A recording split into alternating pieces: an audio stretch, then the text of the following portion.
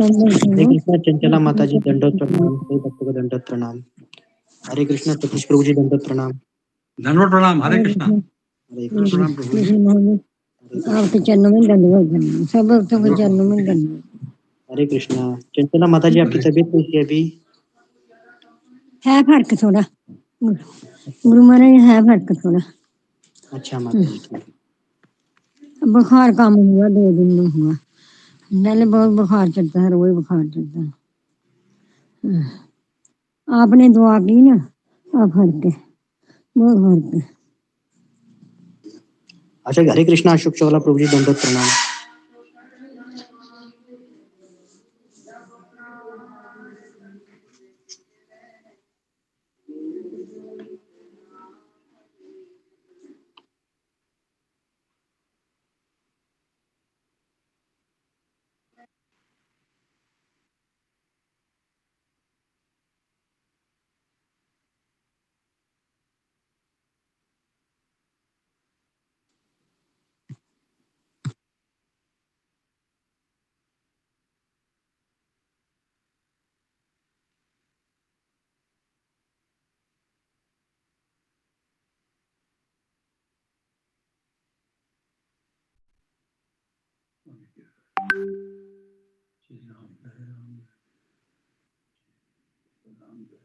हरे कृष्णा सभी भक्तों के चरणों में दंडवत प्रणाम।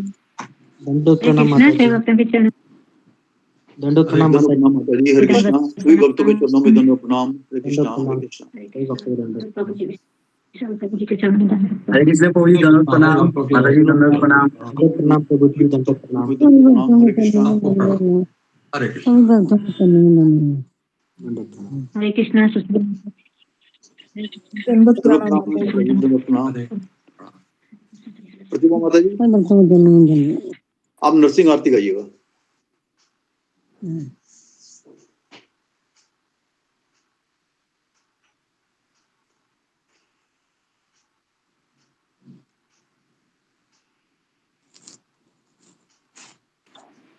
हरे कृष्णा प्रभु जी, आपके चरणों में दंडवत प्रणाम, सभी भक्तों के चरणों में दंडवत प्रणाम। हरे कृष्णा। ठीक है, आगे रंजना माता जी गाइए, नरसिंह आरती गाइए। जी जी जी प्रभु जी, आपका बहुत बहुत धन्यवाद प्रभु जी। सभी भक्तों के प्रणाम।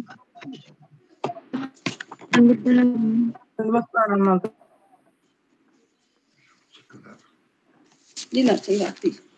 नमस्ते नरसिंहाय, नमस्ते नरसिंहाय, प्रह्लाद लादायिने, हिरण्यकशिपूर्वक्ष नखालये, इतो नरसिंहा परेतो नरसिंहा, यतो यतो यामि ततो नरसिंहा, बहि नरसिंहा हृदये नरसिंहा, नरसिंहमादिं शरणं प्रपदे, तव कर कमलवरे नखा अद्भुत श्रृंगार, दलिता हिरण्यकशिपु तनु भृंगा, केशव घृता नर हरि रूपा, जय जगदीश हरे, जय जगदीश हरे, स्वामी जय जगदीश हरे, केशव घृता नर हरि रूपा, जय जगदीश हरे, जय जगदीश हरे, स्वामी जय जगदीश हरे, जय नरसिंह दे, जय हो नरसिंह दे, नरसिंह दे, जय हो नरसिंह दे, जय हो प्रहलाद महाराज, जय हो प्रहलाद महाराज, प्रहलाद महाराज, जय हो प्रहलाद महाराज। नित्य गौर हरि बोल, हरि बोल, हरि बोल, नित्य गौर हरि बोल। जय जय प्रभुपाद, प्रभुपाद, प्रभुपाद, जय जय प्रभुपाद। जय जय गुरुदेव, गुरुदेव, गुरुदेव, जय जय गुरुदेव। भक्ति विनाशक नरसिंह भगवान की जय, भक्त शिरोमणि प्रहलाद महाराज की जय, अनंत कोटि वैष्णव की जय।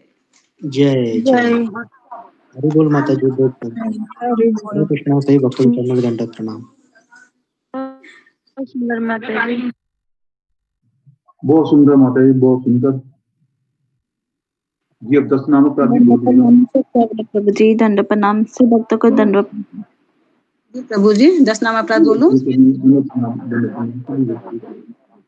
माता जी, 10 नामों पर आदमी। भगवान नाम के जप में होने वाले 10 नाम अपराध। पहला, भगवान नाम के प्रचार में संपूर्ण जीवन समर्पित करने वाले महाभागवतों की निंदा करना। दूसरा, शिव ब्रह्मा आदि देवों के नाम को भगवान नाम के समान अथवा उससे स्वतंत्र समझना। तीसरा, आध्यात्मिक गुरु की अवज्ञा करना अथवा उन्हें साधारण मनुष्य समझना। चौथा, वैदिक शास्त्रों अथवा प्रमाणों का खंडन करना। पांचवा, हरि कृष्ण महामंत्र की जप की महिमा को काल्पनिक समझना। छठा, पवित्र भगवान नाम में अर्थवाद का आरोप करना। सातवां, पवित्र भगवान नाम के बल पर पाप करना। आठवां, हरे कृष्ण महामंत्र के जप को वेदों में वर्णित एक शुभ सकाम कर्मकांड के समान समझना। नौवां, अश्रद्धालु व्यक्ति को कृष्ण नाम की महिमा का उपदेश करना। 10वां, भगवान नाम के जप में पूर्ण विश्वास न होना और इसकी इतनी अगाध महिमा श्रवण करने पर भी भौतिक आसक्ति बनाए रखना। भगवान नाम का जप करते समय पूर्ण रूप से सावधान न रहना भी अपराध है। प्रत्येक वैष्णव भक्त को चाहिए कि इन 10 प्रकार के अपराधों से सदा बचकर रहे, ताकि श्री कृष्ण का चरण कमलों में प्रेम से रति प्राप्त हो, जो मनुष्य जीवन का परम लक्ष्य है। हरे कृष्णा। सभी भक्तों चरण में कोई गलती हो तो क्षमा कीजिएगा। धन्यवाद माता जी, बहुत सुंदर। देखा देखा चालू हो गई रोना। नाइस राव। हाँ, कुछ उठाने देती। सभी पद वैष्णव भक्तों को हरे कृष्णा। कोटि कोटि दंड प्रणाम प्रभु जी और माता जी दंड प्रणाम। दंड प्रणाम सभी भक्तों को मेरा दंड प्रणाम। हरे कृष्णा। कल के बारे में बताइए, जो कल बताया गुरुजी ने। छोटी वाली बैटरी की बड़ी वाली। क्या प्रभु जी, क्या बोला आपने? कल के बारे में बताइए माता जी, कल बताया था गुरुजी ने। कल क्लास के बारे में बताइए, कल क्लास बताई थी ना गुरुजी ने। जी प्रभु जी बताती हूँ, एक मिनट प्रभु जी। आवाज आ रही है? जी जी जी जी प्रभु जी। हाँ हाँ हाँ प्रभु जी।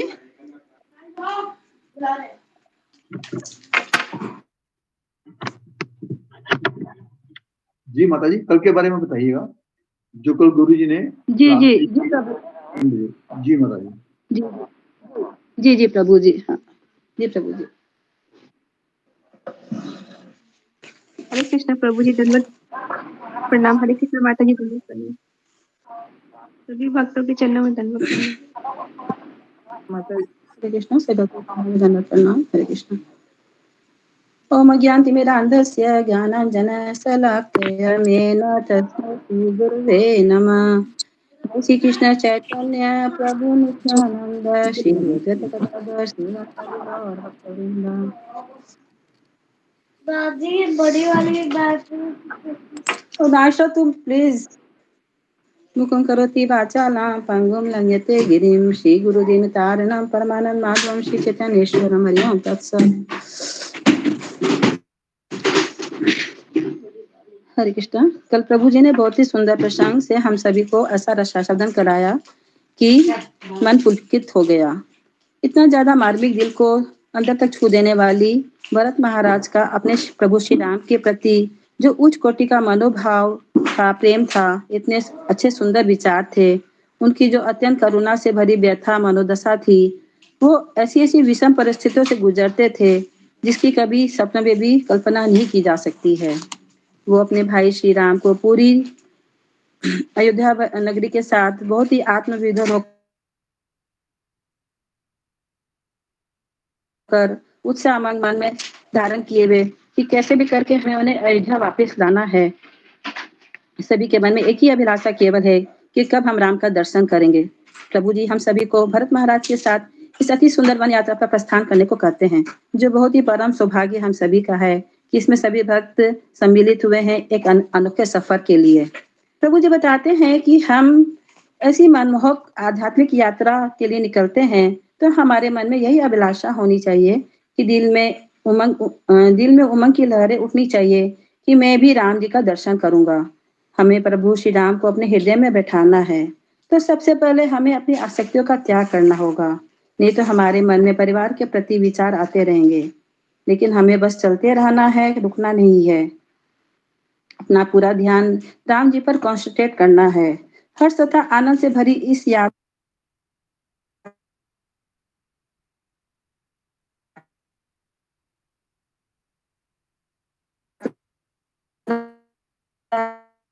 की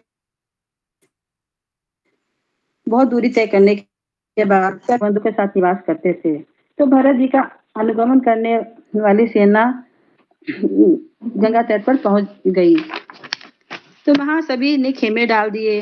भरत जी ने सभी को विश्राम करने के लिए कहा और सभी प्रभु श्री रामचंद्र जी की चर्चा करने लगे और उन्हें याद करने लगे। तो प्रभु जी यहाँ पर बहुत ही सुंदर महत्वपूर्ण ज्ञान से हम सभी को अवगत करा रहे हैं कि हमें ये समझना जरूरी है कि जब भी हमें खाली समय मिलता है और हम भक्तों के साथ हैं तो भगवान की ही चर्चा करनी है। परिवार में पति पत्नी बच्चे सभी भगवान की कथा श्रवण करेंगे, भजन कीर्तन प्रवचन करेंगे तो उस घर में कभी भी कलह नहीं होगा।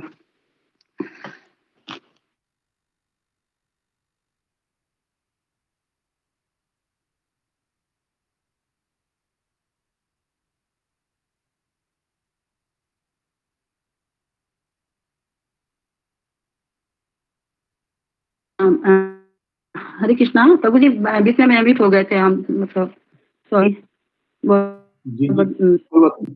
माता जी आपके ना नेटवर्क नहीं आ रहा, क्षमा कीजिएगा प्रभु जी। आपकी आवाज में हाँ थोड़ा डिस्टर्बेंस आ रही नेटवर्क का है ना प्रभु जी। हाँ इस रूम में थोड़ा प्रॉब्लम रहता है, हमारे रूम में जो है ना, हाँ थोड़ा कभी कभी हो जाता है प्रभु जी। चलो मैं आगे बोलती हूँ प्रभु जी, है ना। तो प्रभु जी हमें बताते हैं कि भगवान की कथा श्रवण करेंगे, जब भजन कीर्तन प्रवचन करेंगे तो उस घर में कभी भी कलह नहीं होगा, झगड़ा नहीं होगा, क्योंकि सबकी लाइफ के सेंटर में कृष्ण है। तो अब सूर्योदय हो जाता है और हम सभी भरत जी के साथ चल रहे हैं, इसे कभी नहीं भूलना है। प्रभु जी हमें बताते हैं जब निशाचर ने देखा कि भरत जी इतनी बड़ी सेना लेकर आ रहे हैं तो वो अपने भैया बंधु सहपाठी से कहते हैं कि भरत जी का मन राम जी को वन भेजकर भी नहीं भरा है क्या। तो भरत जी वो राम को हानि पहुंचाने आ रहे हैं, सोच रहे हैं कि मैं इनको मार डालूं। तो भरत जी जैसे महान भक्त के लिए ये कितनी बड़ी पीड़ा है, कितनी कष्टदायक स्थिति है जब उसे कोई गलत समझा जाता है। यहाँ पर प्रभु जी प्रश्न करते हैं कि इससे हमें यहाँ क्या शिक्षा मिलती है, इस प्रसंग से हम क्या सीख सकते हैं। तो अरुणा माता जी ने यहाँ पर बहुत सुंदर जवाब दिया कि बिना किसी बात को गहराई से जाने बिना हमें किसी भी निष्कर्ष पर नहीं पहुंचना चाहिए। हमें बिना समझे सोचे समझे, जबकि भरत जी राम जी को लेने आ रहे थे, तो प्रभु जी यहाँ पर अति आवश्यक ज्ञान से हमें रूबरू कराते हैं कि जब हम कोई भी बात को समझे बिना गलत सोचते हैं तो हमारा मन हमेशा गलत राह ही देता है। ऐसा ही घर में हम सोचते हैं और कलह करते हैं, हम बिना बात के ही जजमेंट लेते हैं और कुछ भी कहना शुरू करते हैं, जबकि सामने वाला व्यक्ति कुछ भी गलत नहीं करता है तो भी हम गलत सोचते हैं और गलत बोलते हैं। फिर दोनों के बीच 36 का आंकड़ा हो जाता है, मिसअंडरस्टैंडिंग पैदा हो जाती है। तो रामायण से हमें सीख मिलती है कि कुछ भी सोचे समझे बिना हमें तुरंत जजमेंट नहीं लेना चाहिए। ऐसे ही हम भक्त समुदाय के में भी रहते हैं तो किसी के लिए मन में गलत सोच विचार नहीं आना चाहिए। वास्तविकता से अवगत होना चाहिए पहले, नहीं तो बहुत तरह की गलत फहमी मन में बैठ जाती है। गुरु का मार्गदर्शन होना बहुत ही जरूरी है, नहीं तो हम मानसिक अपराध कर बैठते हैं। निषाद राजगुहा सोचते हैं कि भाई भरत का भाव राम के प्रति संतोषजनक होगा तो वो उसे गंगा पार कराएंगे। तो भरत महाराज जी के पास जाते हैं ताकि वो उनके बने भाव को जान सके। सुमन जी जो अयोध्या के मंत्री पद पर थे और वो पूरा संभालते थे, बहुत ज्ञानी तथा विद्वान थे। तो वो कहते हैं कि निषाद राज गुहा अपने सभी भाई बंधु के साथ ही निवास करते हैं और वो श्री प्रभु राम जी के मित्र भी हैं। तो वो भरत जी के साथ मिलने पहुंचते हैं। वो विनम्रता से भरत जी से कहते हैं निषाद राज गुहा जी कि मेरा घर आपके लिए बगीचे के समान है। आपने अपने आगमन की सूचना पहले नहीं दी, हमें धोखे में रखा, हम आपके स्वागत की कोई तैयारी नहीं कर पाए, लेकिन हमारे पास जो भी है वो आपकी सेवा में अर्पित है, सब आपका ही है। आप यहाँ पर निवास करें। आप सभी रात को यहीं विश्राम कीजिए, भोजन स्वीकार कीजिए, जो भी सत्कार हो सकेगा हम अच्छे से करेंगे। फिर सवेरे आप सैनिकों के साथ निकल जाइएगा। इतना कुछ कहने के बाद विशारदास अपने मन की बात कहने लगे। फिर यहाँ पर वो भरत जी से साथ किस तरह से बिहेव कर रहे हैं, तो ये हमारे लिए सीखने जैसी बात है। प्रभु जी बताते हैं कि मीठी मीठी बातें करके वो भरत अपना भाव आपको बता देगा, लेकिन हम यदि तुरंत उसके सामने तलवार लेकर खड़े हो जाएं तो वो कुछ नहीं बता पाएगा। फिर बुद्धिमान भरत कहते हैं कि आप तो राम के सखा हो, इतना स्वागत सत्कार करना चाहते हो, आपका मनोभाव बहुत ही ऊंचा है, आपकी श्रद्धा प्रेम इतना स्वागत सत्कार से हम सभी अभिभूत हो गए हैं। अब हमें आगे का रास्ता बताइए कि भरद्वाज मुनि का जो आश्रम है वो कौन से मार्ग से जाता है। तो रामायण का हर एक प्रसंग हमारे व्यक्तिगत जीवन में भी सीखने जैसा है। किसी की बात कैसे निकालते हैं, मन की बात को निषाद राज गुहा यहाँ भरत के मन की बात को निकालना चाहते हैं। वो कह रहे हैं कि आप कोई रामचंद्र के प्रति दुर्भावना लेकर तो नहीं आए हैं। आपकी विशाल सेनाएं मेरे मन में बहुत सारी शंकाएं उत्पन्न कर रही है। तो ऐसी बातें सुनकर निर्मल मन वाले भरत जी ने कहा कि वो ऐसी बातों से विचलित नहीं हुए, उन्होंने कोई प्रतिक्रिया नहीं की। हम होते तो कुछ भी सोच सकते थे, लेकिन भरत जी ने कुछ भी नहीं कहा। मैं तो राम जी को लेने के लिए आया हूँ और आप मुझ पर शंका कर रहे हैं। रघुजान जी मेरे पिता के समान हैं, मैं उन्हें वापस लेने के लिए आया हूँ। आप कोई भी अन्यथा विचार मन में नहीं लाइए।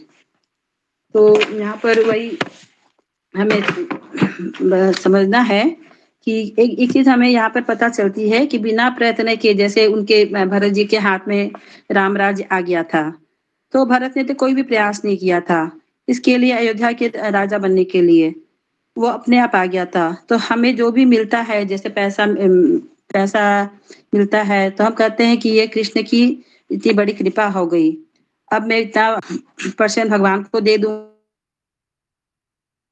ओके, हरे कृष्णा जी, रुक जाइए रंजना माता जी यहाँ पे। हरे कृष्णा गुरु जी, दंडवत प्रणाम।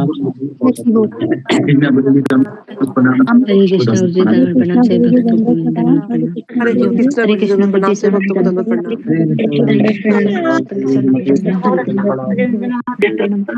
हरे कृष्णा गुरु जी दंडवत प्रणाम। हरे कृष्णा भक्तों को दंडवत प्रणाम। ओके, सब लोग माइक को बंद कीजिए। हरे कृष्णा गुरु जी दंडवत प्रणाम से हरे कृष्णा गुरु जी दंडवत प्रणाम। ओके, हरे कृष्णा गुरु जी दंडवत प्रणाम सब भक्तों को दंडवत प्रणाम। हरे कृष्णा गुरु जी दंडवत प्रणाम सभी भक्तों को दंडवत प्रणाम। ओके। ओम अज्ञानतिमिरन्धस्य ज्ञानाञ्जनशलाकया चक्षुरुन्मीलितं येन तस्मै श्रीगुरुवे नमः। नमो ओम विष्णुपादाय कृष्णप्रेष्ठाय भूतले श्रीमते भक्तिवेदांत स्वामिन् इति नामिने। नमस्ते सरस्वती देवे गौरवाणी प्रचारिणे निर्विशेष शून्यवादी पाश्चात्य देशतारिणे। जय श्री कृष्ण चैतन्य प्रभु नित्यानंद श्री अद्वैत गदाधर श्रीवासादि गौर भक्त वृंद। हरे कृष्णा कृष्णा कृष्णा हरे हरे, हरे राम राम राम हरे हरे। मुखं करोति वाचालं पंगुं लंघयते गिरिं यत्कृपातमहं वन्दे श्रीगुरु दीनतारिणम्। ओके, तो हम आगे बढ़ते हैं। तो हम कहाँ पर रुके थे? तो हम सबको पता है कि हम भरत जी के साथ हम अयोध्या से निकले हैं 2 दिन पहले, और अभी हम भरद्वाज मुनि के आश्रम से निकलकर चित्रकूट की ओर प्रस्थान किए थे, और चित्रकूट आ जाता है, और अभी वहीं पर ही अभी हम वहीं से आगे बढ़ेंगे, है ना। सब लोग आपके माइक का ध्यान रखिए, आपका माइक अचानक खुल जाता है, बहुत समस्या हो जाती है, खास करके रंजना माता जी, आपको मेरा निवेदन है, आप माइक का बहुत ध्यान रखिए। ओके, गलती हो गई। तो ओके, तो अभी हम आगे बढ़ते हैं। तो आज की कथा कम से कम 2 घंटा होगा, 5:03 हुए हैं, 5 बजे तक तो हम करेंगे। तो हो सकता है कि थोड़ा समय हो, क्योंकि हमें और आगे बढ़ना है। तो कल हम सोच रहे थे कि जो प्रसंग है राम और भरत जी का, जो सभा में वह अपने अपने विचार रखते हैं, उस बारे में हम चर्चा करेंगे कल के दिन।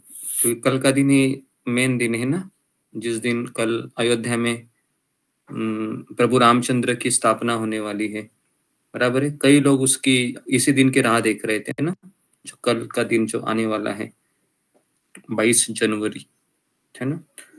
तो इसके उपलक्ष्य पर हमने राम कथा बीच में शुरू की थी, नहीं तो मैं रामायण बीच में नहीं लेता था, हमारा गीता का ही पाठ कंटिन्यू करते थे। लेकिन पूरा भारत अयोध्या की प्रतीक्षा में है अभी, है ना। कई लोग, इस्कॉन के कई सारे मंदिरों में से कई भक्त हैं अयोध्या में पधार गए हैं, है ना, और बहुत बड़ा तंबू वहां पर लगाए है ना। अयोध्या की रौनक है आज के दिन, कल के दिन बहुत ज्यादा ही बढ़ेगी।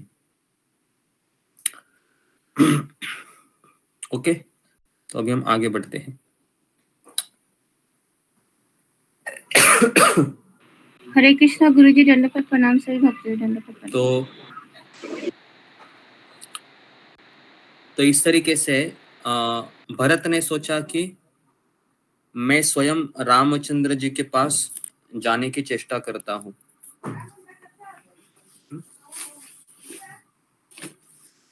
तो भरत इस तरह से सोच ही रहे थे कि मुझे जाना चाहिए, है ना, मेरे भाई के पास। तो उन्होंने शत्रुघ्न से कहा कि सारी सेना है ना यहीं पर ठहर जाए, और मैं निषादराज गुहा और तुम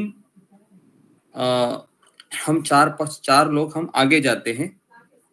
और हम सबको पता है कि लक्ष्मण जी को भी ये बात पता चलती है। तो लक्ष्मण जी की क्या प्रतिक्रिया होती है, कौन बताएगा? फिंगर को रेस कीजिए। जब लक्ष्मण जी सोचता है कि भरत आ रहा है इतनी चतुरंगी सेना को लेके, तो भरत जी के मन में क्या विचार आते हैं?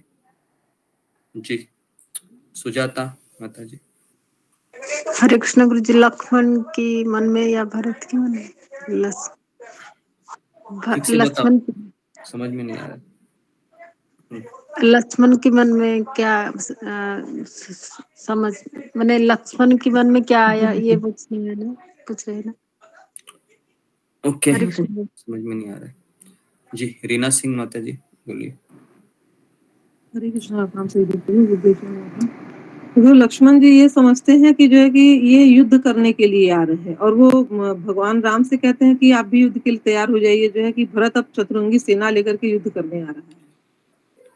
जी जी, ओके। तो बेसिकली उस समय है ना, प्रभु रामचंद्र जी फूलों को तोड़ रहे होते हैं पूजा के लिए, और उसी समय लक्ष्मण कहता है कि अभी फूलों को तोड़ने का समय चला गया है, अभी धनुष्य पकड़ने का समय है, हमारा शत्रु भरत बहुत जल्दी ही यहाँ पर आ रहा है। समझ में आ रहा है आपको? तो उसी समय पर प्रभु रामचंद्र समझाते हैं कि देखो लक्ष्मण, पहले हम भरत जी का मनोभाव देखते हैं, और मुझे पता है कि भरत को इंद्र का भी राज्य दोगे ना तो भी भरत उसको मना करेगा, क्योंकि मैं भरत को जानता हूं। तो लक्ष्मण जी कहते हैं कि आप भैया हमेशा ऐसे ही बातें करते हो, इसके लिए अभी हम वन में घूम रहे हो। उस समय अगर आपने कहा होता ना, तो पूरा अयोध्या का हर एक जो नागरिक है वह राजा को विवश कर देता आपका राज्याभिषेक कराने के लिए। लेकिन आप हमेशा अपना सीधा ही मनोभाव रखते हैं, और इसी का परिणाम है कि हम अभी यहाँ पर है।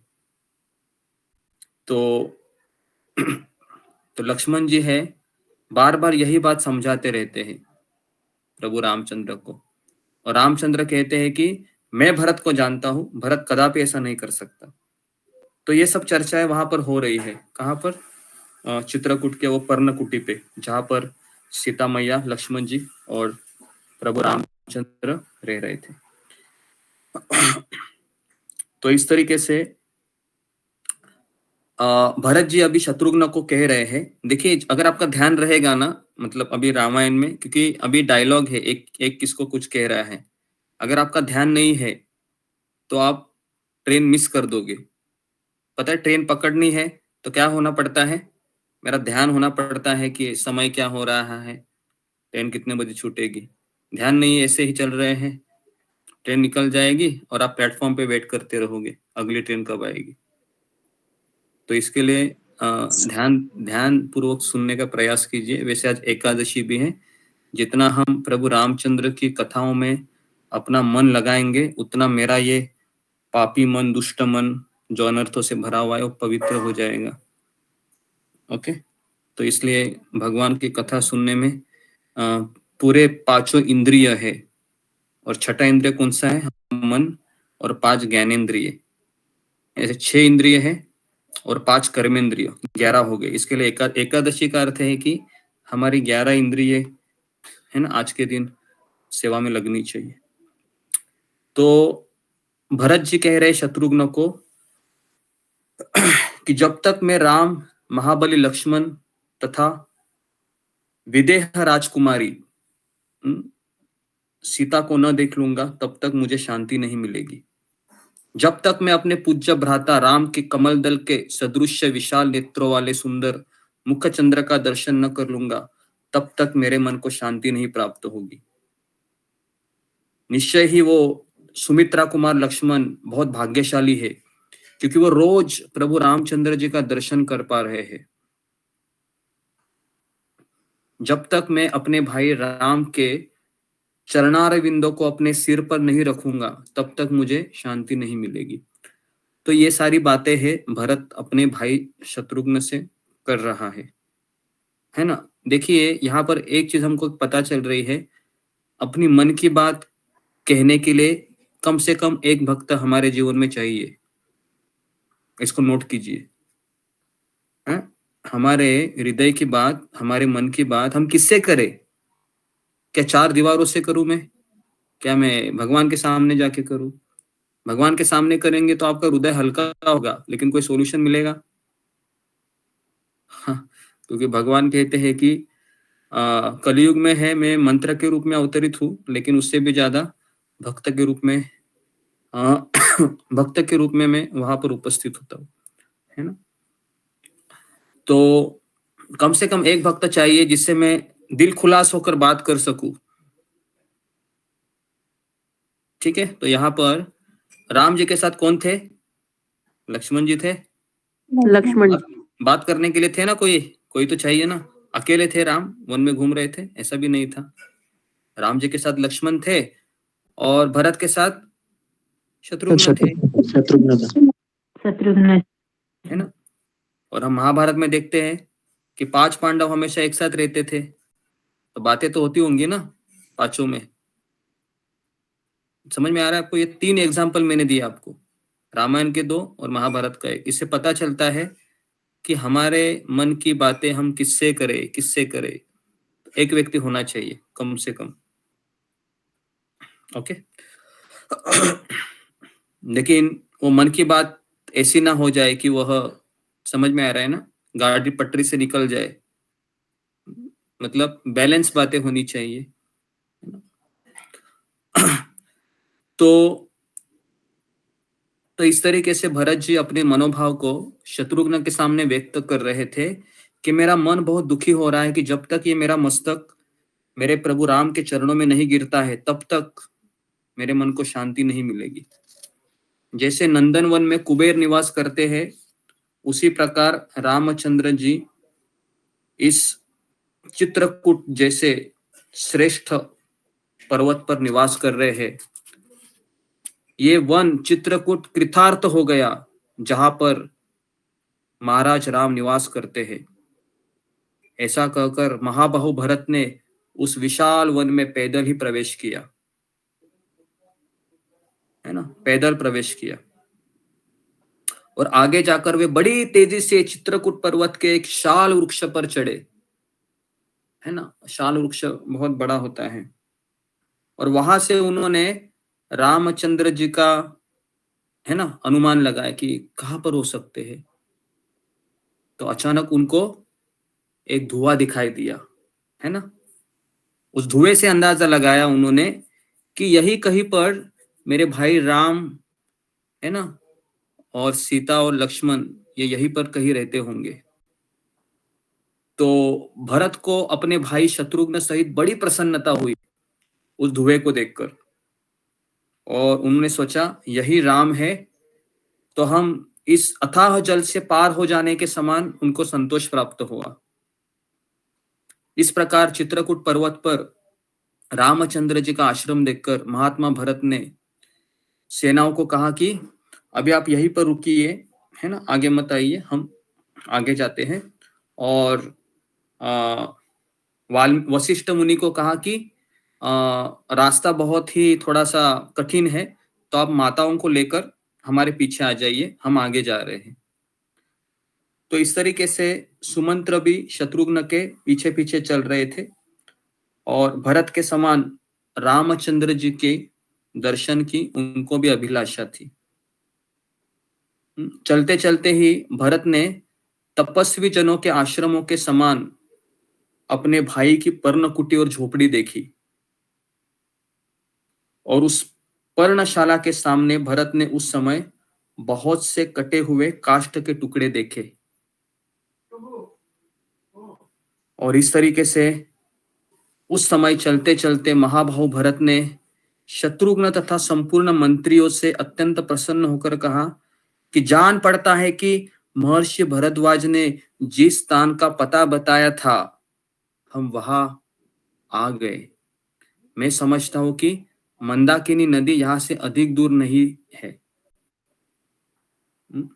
और इस तरीके से ये रघुकुल भूषण भरत दो ही घड़ी में मंदाकिनी के तट पर विराजमान चित्रकूट के पास जा पहुंचे और कहा कि मेरे ही कारण महाराज रामचंद्र इस निर्जन वन में आकर खुली पृथ्वी के ऊपर विरासन से बैठते हैं, अतः मेरे जन्म का धिक्कार हो। अपने को कोस रहे थे भरत जी। मेरे ही कारण महातेजस्वी रघुनाथ समस्त कामनाओं को परित्याग करके वन में निवास कर रहे थे, इसलिए मैं सब लोगों के द्वारा निंदित हूं, अतः मेरे जन्म का धिक्कार हो। आज मैं राम के चरणों में गिर जाऊंगा और सीता और लक्ष्मण के भी पैरों पर गिर जाऊंगा। तो ये जो 3 डायलॉग अभी बोले भरत जी ने, तो इससे हमें पता चलता है कि भगवान से मिलना है तो हमारे मन में क्या होना चाहिए? तो हमारे मन में एक ग्लानि होनी चाहिए कि मैं भगवान आपको छोड़कर कहाँ इस दलदल में आकर बैठा हूं, है ना। तो और एक बात यहाँ पर ये भी हमको सीखने को मिलती है कि प्रभु रामचंद्र को वन में भेजने के कारण कौन कौन हो सकते थे। तो मंथरा हो सकती थी, कैकेयी हो सकती थी, या फिर वो देवी देवता हो सकते थे। क्या इसमें भरत जी का 1% भी कोई दोष था? यहाँ पर 1% या 0.001% ऐसा कुछ दोष नहीं था। तो कौन मुझे बताएगा फिर भरत अपने आप को यहाँ पर दोषी क्यों मान रहे थे?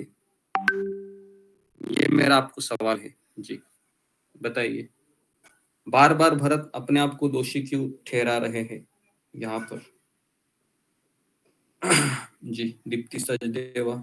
हरे कृष्णा गुरुजी, दंडवत प्रणाम। गुरुजी, भरत अपने आप को इसलिए दोषी मान रहे थे क्योंकि ये उनकी माता केकई ने करा था, उनको जो राम भगवान जी को वन भेजा था, और वो इसीलिए मान रहे थे क्योंकि केकई माता ने भरत का भला सोचा था कि उनको वहां का वो राज्य मिल जाए। तो इस वजह से वो अपने आप को दोषी मान रहे थे कि मेरी माँ ने मेरे लिए ये सब करा, पर वो इस लायक नहीं समझते थे अपने आप को।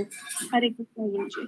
हाँ, तो इसका मूल कारण ये था कि माता ने जो भी किया था किसके लिए किया था? अपने भरत के लिए, भरत के लिए, भरत के लिए किया था ना, भरत के लिए। भरत के लिए किया था। तो इसके लिए भरत सोच रहा था कि अगर मैं कैकेयी का पुत्र ही ना होता, अगर मैं कैकेयी का पुत्र ही नहीं होता, तो मेरे प्रभु राम आज वन में है, इसका कारण मैं नहीं हो सकता था। तो इसलिए बार बार वो अपने आप को दोषी ठहरा रहे थे, अपनी माँ को भी नहीं। बराबर है। और इतना दोषी ठहरा रहे थे कि रामायण में वर्णन आता है कि जब वह भगवान राम को मिलकर जब वो नंदीग्राम जाते हैं ना, तो वहां पर वो रात को 12:30, 1 बजे, 1:30 बजे उठकर सरयू नदी में नहाने के लिए जाते थे। पता है वो इतनी सुबह क्यों जाते थे नहाने के लिए? कौन मुझे बताएगा? इतनी सुबह क्यों जाते थे? 1:30 बजे, 2 बजे, एकदम अर्ली मॉर्निंग। जी, फिंगर को रेज कीजिए, क्योंकि इसका भी उत्तर आपको बहुत इंटरेस्टिंग लगेगा। जी, ओके, रेखा पंडाले।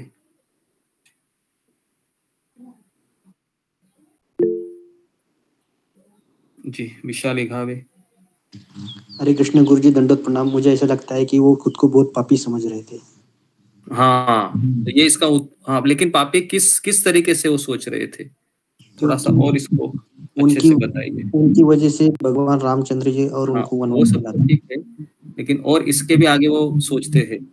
क्योंकि उन्होंने ऐसे माता के गर्भ से जन्म लिया था जिसकी वजह से भगवान रामचंद्र जी को वनवास मिला है। ठीक है, ओके। नेक्स्ट। जी जी, कोई बात नहीं। नेक्स्ट रूबी कुमारी माता जी। श्री कृष्ण गुरु जी, दंडवत प्रणाम। सभी भक्तों को दंडवत प्रणाम। प्रभु जी, आपने एक बार बताया था क्योंकि जो सूर्य का जो सुबह सुबह किरण निकलती है, जो देवी देवता है वहां पर आके स्नान करते हैं। वो नहीं चाहते थे कि मेरे जो पापी है मन है जो भी है, तो उन लोगों को मेरा परछाई तक पड़े, सूर्य प्रकाश को कुछ भी, इसके लिए। नहीं, उत्तर तो बराबर दिया, लेकिन ये इसमें देवी देवता का कुछ कनेक्शन नहीं था। एक्चुअली भरत ये सोच रहे थे कि मैं इतना पापी हूं कि मेरे कारण मेरे प्रभु है वह वन में सजा काट रहे हैं। तो अगर मेरी परछाई या सुबह सुबह किसी ने मेरा मुंह देख लिया, समझ में आ रहा है ना, सुबह सुबह मेरा मुंह देख लिया किसी ने, तो उसके भी जीवन में ऐसे वन का प्रस्थान हो सकता है। तो इसके लिए वो सोच रहे थे कि मैं अर्ली मॉर्निंग चला जाऊं ताकि कोई मुझे देख ना सके। क्या लगता है कि कोई सा सोच सकता है? थोड़ा सा इमेजिन कीजिए कि कितनी एक्सट्रीम ये विनम्रता है ना। जो भरत है ना, रघुकुल का एक तरीके से है ना, प्रभु रामचंद्र का भाई है भरत, है ना, धर्मात्मा भरत है, महात्मा बोलते हैं। लेकिन क्या उनकी सोच है? देखिए, वो ये सोच रहे हैं कि अगर किसी ने सुबह सुबह मेरा मुंह देख लिया तो उसका पूरा दिन नहीं, पूरा जीवन खराब हो जाएगा। तो इसके लिए वो अर्ली मॉर्निंग जाते थे। और रामायण में ऐसा वर्णन है कि हाथी भी जब आते थे ना सरयू नदी का पानी पीने के लिए, तो हाथी भी उस पानी को स्पर्श करने के लिए डरते थे, इतना ठंडा पानी होता था वो। सोचिए, है ना। तो जी, तो हम आगे बढ़ते हैं कि भरत जी बार बार यही कह रहे थे कि मेरे कारण, मैं ही कारण हूं। ये सबसे बड़ा लेसन है हमारे जीवन में कि किसी को दुख भी होता है ना। यहाँ पर राम जी वन में वन गमन की लीला कर रहे हैं, लेकिन उसका सारा वह उत्तरदायित्व तो अपने ऊपर ले रहा है कि मेरे कारण ये हो रहा है, मेरे कारण ये हो रहा है। तो इससे व्यक्ति का हृदय है ना हमेशा हल्का होता है, जब व्यक्ति अपने को दोषी ठहराता है। और जब व्यक्ति ये सोचता है कि तुम्हारे कारण मेरे को पीड़ा हो रही है, तो उससे व्यक्ति का हृदय और जलता है। बराबर है? ऐसे होता है ना, हम जब अपने दुखों का कारण दूसरों को कहते हैं, है ना, उल्टा होता है एक्चुअली। यहाँ पर भरत क्या कह रहा है कि राम जी का जो पीड़ा हो रही है ना, उसका कारण मैं हूं। और हमारे जीवन में उल्टा होता है। कैसे होता है कि मुझे जो दुख हो रहा है ना, उसका कारण कौन है? आप या तुम कारण हो, है ना, इस तरीके से। तो इसके लिए दोनों में से जो पहला केस है ना, भरत जी वाला, उसमें व्यक्ति को परम संतोष का अनुभव होता है। और दूसरा जो केस है, उसमें बहुत हृदय जलता है एकदम, है ना। बार बार वो व्यक्ति दिखता है, जितनी बार दिखेगा उतना वो आग में घी डालने का काम करेगा, और भड़केगा और भड़केगा। बराबर है? घर में तो देखेगा ना, वही तो व्यक्ति दिखेगा, और कौन दिखेगा, है ना। और बार बार उसको देखेगा, बार बार अग्नि भड़कती रहेगी, है ना, इसी तरीके से। तो इसलिए ये भी एक बहुत बड़ा लेसन है कि मेरी पीड़ा, मेरे कष्ट, या जो कुछ भी मुझे प्राप्त हो रहा है, या मेरी मानसिक दुविधा, इसका कारण कौन है? इसका कारण भी मैं ही हूं, और कोई नहीं है। आपको लगता है कि ये कारण है, तो ऐसा नहीं है, या वो कारण है, वो भी नहीं है। क्योंकि जो सुख है वह हमारे भीतर है, ऐसे शास्त्र कहते हैं। अगर हम अपने मन से सही मनोभाव को, अगर हम हर चीज को देखें, तो हम किसी को देखकर भी, है ना, जैसे राम जी का देखो यहाँ पर, है ना, कैकेयी ने कहा राम को कि तुम वनवास चले जाओ। और पता है ना, कैकेयी ने कितना टॉर्चर किया था राम जी को, पता है कि नहीं? राम जी को यहाँ तक कहा कि ये राजसी वस्त्र किस काम के, है ना, तुम ऋषि मुनियों की तरह चले जाओ। ये भी कंडीशनिंग रखी कैकेयी ने, सोचो। दूसरी कंडीशनिंग ये रखी कि आपको नगर में प्रवेश नहीं करना है, सिटी में नहीं जाना है 14 साल में। अभी इतना सब बोलने के बाद गुस्सा तो आएगा ना किसी को भी। यार मैंने तो मेरे पिताजी को नहीं कहा था ना भाई वरदान दे दो करके, क्या लगता है आपको?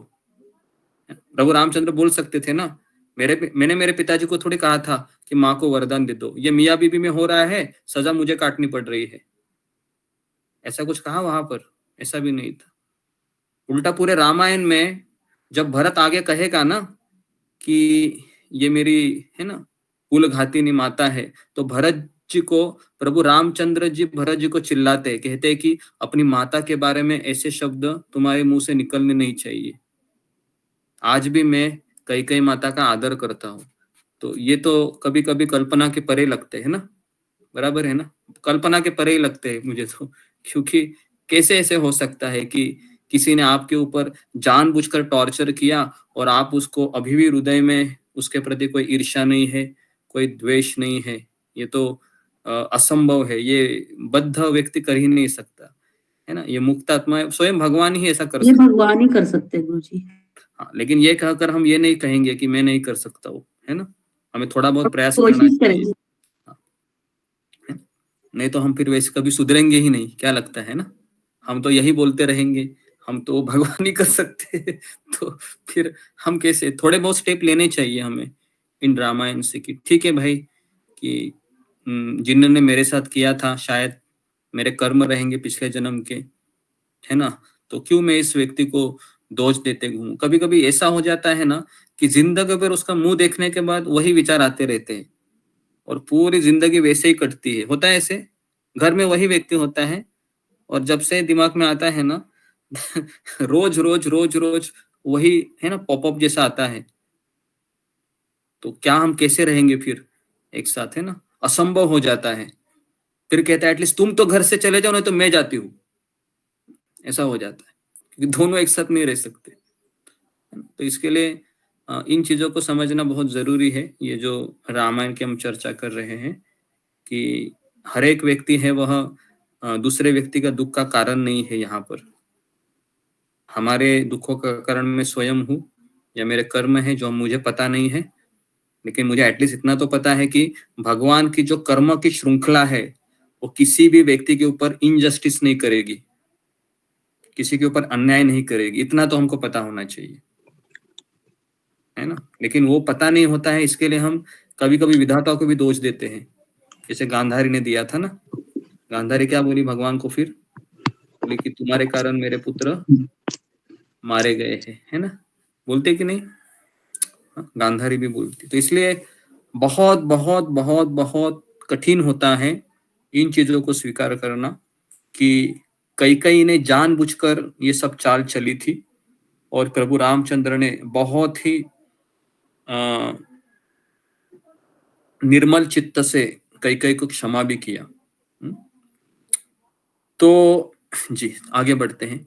तो यहाँ पर भरत जी है बार बार शत्रुघ्न को कह रहे हैं कि जैसे मैं राम को देखूंगा ना, सबसे पहले उनके चरणों में गिर जाऊंगा। और इस तरीके से विलाप करते हुए आगे बढ़ रहे थे। आंखों में आंसू की झरिया, है ना, ऐसे झरिया निकल ही रही थी, क्योंकि बार बार वही विचार आ रहा था कि मैं कैसे अपना मुंह दिखाऊं जिससे कारण मेरे प्रभु राम वन में जा रहे हैं। और इस तरह से विलाप करते हुए दशरथ कुमार भरत ने उस वन में एक बड़ी पर्णशाला देखी जो परम पवित्र और मनोरम थी। और इस तरीके से पर्णशाला की ओर थोड़ी देर तक देखकर भरत ने कुटिया में बैठे हुए अपने पूजनीय भ्राता राम को देखा, जो सिर पर जटामंडल धारण किए हुए थे, है ना। पहली बार देखा, देखो कितने तड़प थी। आप हम अंदाजा नहीं लगा सकते हो इस तड़प का। पता है क्यों? क्योंकि हमें उतना प्रेम नहीं है, बराबर है ना। हमें उतना प्रेम नहीं है, भगवान की मिलने की इतनी इच्छा नहीं, इतनी चाहत नहीं है ना। जब कभी किसी को मिलने की बहुत इच्छा होती है, बहुत चाहत होती है ना, तो उसके लिए वो बड़ा रास्ता भी एकदम छोटा पड़ जाता है। इसका मैं आपको उदाहरण भी देता हूँ, और आपको उदाहरण पता भी है वो, है ना। किसका उदाहरण है वो? बिल्वा मंगल ठाकुर जी का। याद आया कुछ? जब बिल्वा मंगल ठाकुर, है ना, जब उस वेश्या को मिलने के लिए जा रहे थे, बहुत तूफान आया था उस समय, है ना, बहुत तूफान आया था। सब जगह पर कोई घर से बाहर निकल नहीं रहा था, लेकिन उस अवस्था में भी वह, वो क्या नाम था उसका, भूल गया मैं उस वेश्या का। किसी को याद है? बिल्वा मंगल ठाकुर जी उनको मिलने जाते हैं, ठीक है। चिंतामणि गुरुजी। चिंतामणि, ओके, चिंतामणि हो सकता है जी, ओके। तो जब वो मिलने जाते हैं ना, तो इतना तूफान होता है कि वो शव का सहारा लेके वो नदी क्रॉस करते हैं। और वह उस महल की दूसरी मंजिल पे रहती है। तो कैसे जाऊं अभी मैं? तो एक डोरी रहती है, एक्चुअली वो डोरी नहीं रहती, वो सांप होता है। उस सांप को पकड़ कर वह उसको मिलने जाता है। और जब चिंतामणि देखते हैं, वेश्या तुम कैसे आ गए? तो बोलते हैं मैं आपको मिलने के लिए आया हूं। तो एक ही वो क्या बोलती है, एक ही सेंटेंस बोलती है, इतनी उत्कंठा अगर तुम भगवान को मिलने के लिए लगाते हो तो आपका जीवन सफल हो जाएगा। इतना ही बोलती है। जैसे ये वाक्य बोलते, फट करके कान में प्रवेश कर देते और तुरंत वो वृंदावन के लिए निकलते। तो ये उदाहरण मैंने इसलिए यहाँ पर दिया कि वो उत्कंठा होती है ना, तो सामने वाला कोई भी रास्ता है ना, कैसा भी हो, व्यक्ति पहुंच जाता है। लेकिन वो उत्कंठा नहीं है ना, फिर हम बहाने देने शुरू करते हैं, कैसे जाऊं मैं, मेरे से तो नहीं होगा, ये नहीं है, वो नहीं है। तो उत्कंठा होना बहुत जरूरी। तो यहाँ पर आप देख सकते हो कि भरत ने इतनी बड़ी सेनाओं को इकट्ठा करके, है ना, एक तरीके से असंभव था सबको साथ में लेकर चलना, लेकिन भरत जी है अयोध्या से चतुरंगी सेना को लेकर चित्रकूट तक आ गए। और इस तरीके से जब राम जी को देखा, है ना, उन्होंने अपने अंगों में कृष्ण मृग चर्म तथा चीर एवं वल्कल वस्त्र धारण कर रखे थे। ये कभी राम ने ऐसा देखा था? सॉरी, भरत ने राम जी को कभी ऐसा देखा नहीं था, पहली बार देख रहे हो आप। इमेजिन कीजिए, है ना, पहली बार देख रहे थे ऐसे ऐसे हालत में। तो भरत को दिखाई दिया कि राम पास ही बैठे थे और वो अग्नि के समान अपनी प्रभा को फैला रहे थे, और उन्हें इस अवस्था में देखकर धर्मात्मा कैकेयी कुमार बहुत शोक और मोह में डूब गए और बड़े वेग से उनकी ओर दौड़े। और भाई की ओर दृष्टि पड़ते ही भरत आर्त भाव से विलाप करने लगे, और वे अपने शोक के आवेगों को धैर्य से रोक न सके और आंसू बहते हुए गदगद वाणी में बोले कि जो राज्यसभा में बैठकर प्रजा और मंत्री वर्ग के द्वारा सम्मान पाने के योग्य है, आज वो मेरे बड़े भाई, बड़े भ्राता राम यहाँ जंगली पशुओं से घिरे हुए बैठे हैं। तो इस तरह से बोलते हैं। कौन? भरत, है ना। जो महात्मा पहले कई सहस्त्र वस्त्रों का उपयोग करते थे, वे अब धर्माचरण करते हुए केवल 2 मृगत चर्म ही धारण किए हैं। जो सदा नाना प्रकार के फूलों को अपने सिर पर धारण करते थे, वो रघुनाथ जी इस समय जटा भार को कैसे सहन करते होंगे।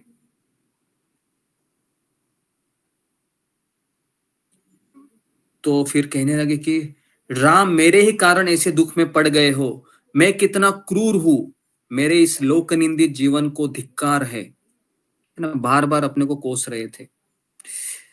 इस प्रकार विलाप करते करते भरत अत्यंत दुखी हो गए।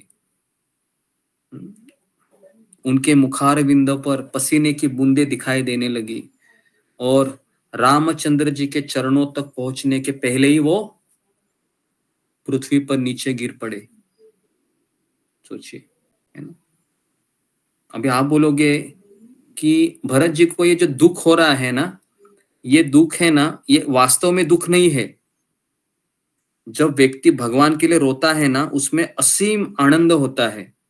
आप ऐसा मत सोचिए यहाँ पर कि भरत जी है वो अपने आप को कोस रहे हैं तो बहुत डिप्रेशन में मुझे लगता है जा रहे हैं क्या, है ना।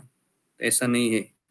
भरत जी का जो भगवान के प्रति इतना प्रेम है, इतना प्रेम है कि जो आंसू गिर रहे हैं ना, उन आंसुओं में तो बहुत बड़ा आनंद छिपा है ना। तो इसके लिए ये जो शोक यहाँ पर भरत जी कर रहे हैं ना, इसको कहते हैं पॉजिटिव शोक कहते हैं।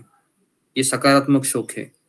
और नकारात्मक शोक कैसे है कि जब मेरे से छीन लिया जाता है कुछ, तो हम विलाप करते हैं क्या नहीं, और हम बोलते हैं हम लूट गए, बर्बाद हो गए, और जमीन पे गिर जाते हैं। समझ में आ रहा है। तो वो वाला और ये वाला में बहुत फर्क है ना, बहुत फर्क है। तो हमारे जीवन में जो होता है ना, वो विलाप इतना भयंकर होता है ना कि व्यक्ति उस सदमे को छोड़ नहीं पाता है जल्दी। लेकिन यहाँ पर जो भरत जी भगवान के लिए तरस रहे हैं और अपने आप को जिम्मेदार ठहर रहे हैं, ये कृतज्ञता का अनुभव यहाँ पर भरत जी कर रहे हैं, है ना। कृतज्ञता, तो कृतज्ञता ये शब्द बहुत इंपॉर्टेंट है हम सबके लिए क्योंकि बिना कृतज्ञता का ये आंसू आना बहुत कठिन है। तो हमारे जीवन में हम कृतज्ञता कैसे लाए, कौन मुझे बताएगा। चलो एक छोटा सा एग्जांपल आप लोग दे सकते हो कि मेरे जीवन में मैं कृतज्ञता कैसे लाऊं। भरत जी तो यहाँ पर हमको बता रहे हैं, लेकिन यहाँ पर तो प्रभु राम जी को तो वनवास में अभी मैंने तो यहाँ पर किसी ने भेजा नहीं होगा, मुझे भी पता है। लेकिन हम अपने जीवन में कृतज्ञता कैसे लाए जी। ओके, ममता पाल। हरे कृष्ण गुरु जी, दंडवत प्रणाम। संयुक्त उसी चरणों में दंडवत प्रणाम। गुरु जी, मेरे जीवन में मैं कृतज्ञता यही बोलूंगी, जो भक्त मुझे इस सत्संग में जुड़े हैं भगवान की कृपा से, मैं उनके ऊपर कृतज्ञता व्यक्त करूंगी और उस गुरु के ऊपर करूंगी जो मुझे सही मार्ग में लेके जा रहे हैं। मतलब जो हम गलत दिशा में जाते हैं जो इस संसार में रह के, तो मुझे वो सही मार्ग में उनकी वजह से मैं जा पा रही हूँ। इसलिए मैं उन गुरु के ऊपर कृतज्ञता व्यक्त करना चाहती हूँ, मतलब दिल से। हरे कृष्ण गुरु जी, धन्यवाद प्रणाम। ओके, नेक्स्ट जी, नमिता साहा। हरे कृष्ण गुरु जी, कोटि कोटि प्रणाम गुरुजी, शिव भक्त को चरणों में प्रणाम। गुरुजी, मैं तो राधिका माता जी से कृतज्ञ हूँ, उन्हीं मुझे आपके इससे भेज दिया, यही मुझे बोलना था। जी, तो बेसिकली कृतज्ञता यही है कि जब हम भगवान से कनेक्ट करते हैं और उस कनेक्ट का माध्यम हम देखते हैं, तो ये स्वाभाविक है कि हमारे जीवन में उस व्यक्ति के प्रति कुछ अच्छे मनोभाव होना ये बहुत स्वाभाविक है। तो हाँ, तो इसी को कृतज्ञता हम कह सकते हैं, खास करके जब प्रभुपाद जी अपने गुरु के बारे में जब सोचते थे कि मेरे गुरु ने मुझे एक सांसारिक दलदल से निकालकर मुझे भगवान से जोड़ दिया। तो प्रभुपाद जी जब भी अपने गुरु का स्मरण करते थे तो है ना, उनका हृदय गदगदित होता था। तो इस तरीके से विलाप करना है आध्यात्मिक जीवन में, ये आध्यात्मिक जीवन का सबसे बड़ा लक्षण माना जाता है, विलाप करना। किसके लिए? भगवान के लिए, भक्त के लिए, भक्ति के लिए। और इस संसार में विलाप करना ऐसी चीजों के लिए जो नश्वर है, जैसे पैसा, परिवार, धन, प्रतिष्ठा या फिर कोई पोस्ट। और इसके लिए विलाप करने वाला व्यक्ति है वह, उसको कहते हैं कि ये सबसे घृणित कार्य माना जाता है, क्योंकि इन चीजों से कोई हल नहीं होगा, केवल पीड़ित होते रहेंगे। अत्यंत दुख से संतप्त होकर राजकुमार भरत ने एक बार दीन वाणी में आर्य कहकर पुकारा, फिर वे कुछ न बोल सके। आंसुओं से उनका गला रुंध हो गया। यशस्वी राम की ओर देखे वे हा आर्य कहकर चीख उठे।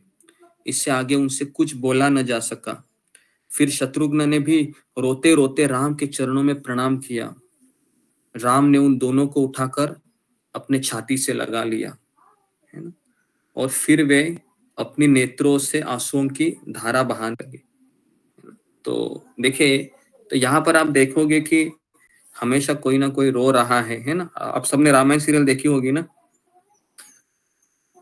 आप सभी ने रामायण सीरियल देखी होगी, लेकिन जी, लेकिन उस रामायण में जो दिखाया है ना, वो तो एक एक्टर है ना, जैसे अभी अरुण गोविल है, जिसने जी, तो उसने जो राम जी का जो अभिनय किया था, अरुण गोविल, है ना। आज आप उनका लाइफस्टाइल देखोगे तो आपको थोड़ा अजीब लगेगा, है ना। तो ये केवल पात्र थे, एक किरदार निभा रहे थे सीरियल में, लेकिन वास्तविक राम कैसे होंगे, इमेजिन कीजिए। वास्तविक लक्ष्मण कैसे होंगे, वास्तविक शत्रुघ्न भरत कैसे होंगे, है ना। तो इनके आंखों से आंसू की धारा बहने लगी रही थी। और ये धारा वो क्यों बह रही थी? क्योंकि प्रेम ही इतना परमोच्च कोटि को पहुंच जाता है ना, कि आंसू आना स्वाभाविक होता है। लेकिन देखिए, हम जब एक भौतिक जीवन में जब परिवार के लिए रोते हैं ना, तो दुख हमें और डिप्रेशन में लेके जाता है। लेकिन हम जब आध्यात्मिक जीवन में भगवान के लिए और भक्त के लिए और गुरु के लिए रोते हैं ना, वही आंसू हमको आध्यात्मिक जीवन में परमोच्च स्तर का आनंद प्राप्त कराते हैं। तो दोनों भी केस में आंसू बहते हैं, लेकिन आंसू बहने का कारण है वह उचित होना चाहिए, जो हम यहाँ पर देखते हैं। तो इसलिए जब भी आप कहीं पर भी रोना होता है, तो आप ये भी सोचिए कि ये व्यक्ति क्यों रो रहा है, क्योंकि आंखों से आंसू आने का कई कारण होते हैं, बराबर है। खुशियों से भी आंसू आते हैं, देखा है आपने, सुना है ऐसे। इतनी खुशी होती है कभी कभी कि खुशी से भी आंसू आते हैं। कभी कभी इतना दुख होता है कि दुख से आंसू आते हैं, बराबर है। कभी कभी ऐसा लगता है कि मेरा इस जीवन में कोई नहीं है, ये सोचकर भी ऐसा लगता है मैं बहुत अकेला हूं, ये सोचकर भी आंसू आते हैं, बराबर है। तो आंसू आने के कई कारण होते हैं। लेकिन जब व्यक्ति ये सोचता है कि हे भगवान, कब तक मुझे इस संसार में रहना पड़ेगा और इस तरीके से मुझे दुखों पे दुख, दुख पे दुख झेलना पड़ेगा, कब मैं आपके पास आऊंगा, कब वो घड़ी आएगी, और इस तरह से अपना जीवन जीते हुए आंसुओं को लाता है ना, तो वो आंसू अलग होते। तो तत्पश्चात राजकुमार श्री राम तथा लक्ष्मण उस वन में सुमंत्र और निषाद राज गुहा से भी मिले, है ना। तो एक्चुअली भरत जी जब ऐसे ही नीचे मुंडी करके ऐसे रो रहे थे, तो लक्ष्मण जी देख रहे थे कि भरत जी किस तरह से, है ना, अपनी प्रतिक्रिया व्यक्त कर रहे थे। तो लक्ष्मण जी को अपने आप के ऊपर शर्म आ गई कि मैं भरत जी के बारे में क्या सोच रहा था। तो आंखों में आंसू लेते हुए लक्ष्मण जी स्वयं भरत जी के पैर पड़ने के लिए जैसे जाता है, भरत जी यहाँ पर वहां पर रोक देते, कहते हैं कि मैं स्वयं मूर्तिमंत पापी हूं, है ना, मेरे चरण मत पड़ो तुम, है ना। तो लक्ष्मण कहते हैं कि मेरे मन में ये दुर्विचार आ गया आपके प्रति कि आप प्रभु रामचंद्र के ऊपर कुछ आघात करने के लिए यहाँ पर आए हो, और इसलिए मैंने आपके ऊपर धनुष्य बाण चलाने की मैं सोच रहा था, और इसके लिए मेरे हाथ में वो धनुष्य है। तो भरत जी रोते रोते कह रहे थे कि अगर तुमने उसको चलाया होता तो कितना अच्छा होता था, शायद ये ऐसा ये पापी मुंह लेकर मैं मेरे प्रभु राम के सामने खड़ा तो ना होता। तो इस तरीके से ये जो डायलॉग है ना, ये जो सोचने जैसा होता है कि भगवान के धाम में कैसे लोग रहते होंगे, किस प्रकार के लोग रहते होंगे, किस हृदय के लोग रहते होंगे, क्योंकि ये सारी चीजें हमें इस संसार में मिलती है क्या देखने को? तो इस संसार में तो हमको ये सब चीज देखने को मिलेगी भी नहीं भविष्य में। कलयुग में तो बहुत ही मुश्किल है, मैं तो कह रहा हूं असंभव है कि कोई किसी को पीड़ा दे और कहे कि धन्यवाद, कोई बात नहीं, है ना, मेरे ही कर्म है करके, है ना, और वो जानबूझकर उसको पिंच कर रहा है फिर भी उसको धन्यवाद दे रहा है। ये तो हो ही नहीं सकता, है ना। हम तो तुरंत कोर्ट कचहरी करते हैं, पुलिस जाते हैं, रिवेंज लेते हैं, ये करते वो करते हैं, है ना। तो सारे दुखों की जड़ यही है कि मुझे जो दुख मिल रहे हैं, है ना, वो उसके कारण हो रहा है, तो उसको मैं बहुत, है ना, दुख पहुंचाऊं अभी, तो उससे हमारे और दुख मल्टीप्लाई होते हैं और मल्टीप्लाई होते हैं। तो फिर आप बोलोगे फिर मैं चुपचाप स्वीकार करूं। अगर चुपचाप स्वीकार नहीं करेंगे तो हम भगवान की शरण में कैसे जाएंगे? जितना हम लड़ाई करेंगे उतना हम शरणागति से तो दूर होते जाएंगे ना। क्या लगता है आपको? अगर मेरे दुखों के लिए मैं दूसरी जगह शरण ले रहा हूँ, कोर्ट कचहरी पुलिस, तो मैं भगवान की शरण तो लूंगा ही नहीं। मेरा सारा समय, मेरा सारा चीज वहीं पर जा रहा है ना। तो इसलिए हमारे पास कोई ऑप्शन ही नहीं है। मैंने कल भी कहा था कि ये दुनिया इस तरह से बनाई गई है कि हमारी इच्छा पूर्ण भी होती है तो भी तकलीफ है, और पूर्ण नहीं होती है तो भी तकलीफ है। जिए तो कैसे जिए, यहाँ पर समझ में नहीं आता है ना, कैसे जिए? क्योंकि किसी इच्छा को तो धारण करना पड़ेगा, मन है तो। इच्छा को पूर्ण करने जाओ तकलीफ, इच्छा को रोक दूं तो भी तकलीफ, और इच्छा पूर्ण नहीं हुई तो भी तकलीफ। तो इसके लिए ये जो गलत इच्छा है ना, उसको भी मुझे क्या करना है, क्या करना है उसको, इसको ही मुझे स्वच्छ करना है और उसको दिव्य इच्छा के रूप में परिवर्तित करना है, तब जाके कुछ हो सकता है। नहीं तो आपको मैं बताऊं कि हम यहाँ पर बहुत आसानी से रामायण सुन रहे हैं, भागवत सुन रहे हैं, माला कर रहे हैं, लेकिन आप थोड़ा सा बाहर जाके देखिए, देखते हो ना आप, बहुत लोग दुखी है, बहुत दुखी है। सब लोग है ना उत्तर ढूंढ रहे हैं, पूरा स्ट्रगल है लोगों के जीवन में, इतना स्ट्रगल है कि वो, है ना, मोबाइल पे लगे रहते हैं ताकि कैसे तो टाइम चला जाए, ये विचार हटा दूं मैं दिमाग से, है ना। पूरी दुनिया उसी में लगी हुई है ना। हम जब जहाज में रहते थे, तो एक केस आपको बताता हूँ, है ना। एक कुक था जो, उनका 9 महीने का कॉन्ट्रैक्ट होता है, 8 महीने उसके खत्म हो गए थे, तो उसका 15 दिन में ही साइन ऑफ होने वाला था, लेकिन उसका अपने पत्नी से कभी जमता नहीं था। तो उसको पता चला कि अभी 15 दिन के बाद वापस वही जाना है, तो बहुत अकेला ही रहता था। बहुत सोच सोच कर फिर इसने क्या किया, रात को 2 बजे गया और जहाज के पीछे से जो ये होता है, जगह होती है, वहीं से कूदी लगाई इसने। और सुबह 6 बजे सब लोग ब्रेकफास्ट करने के लिए आ गए, देखा कि अरे ये कुक कहाँ गया।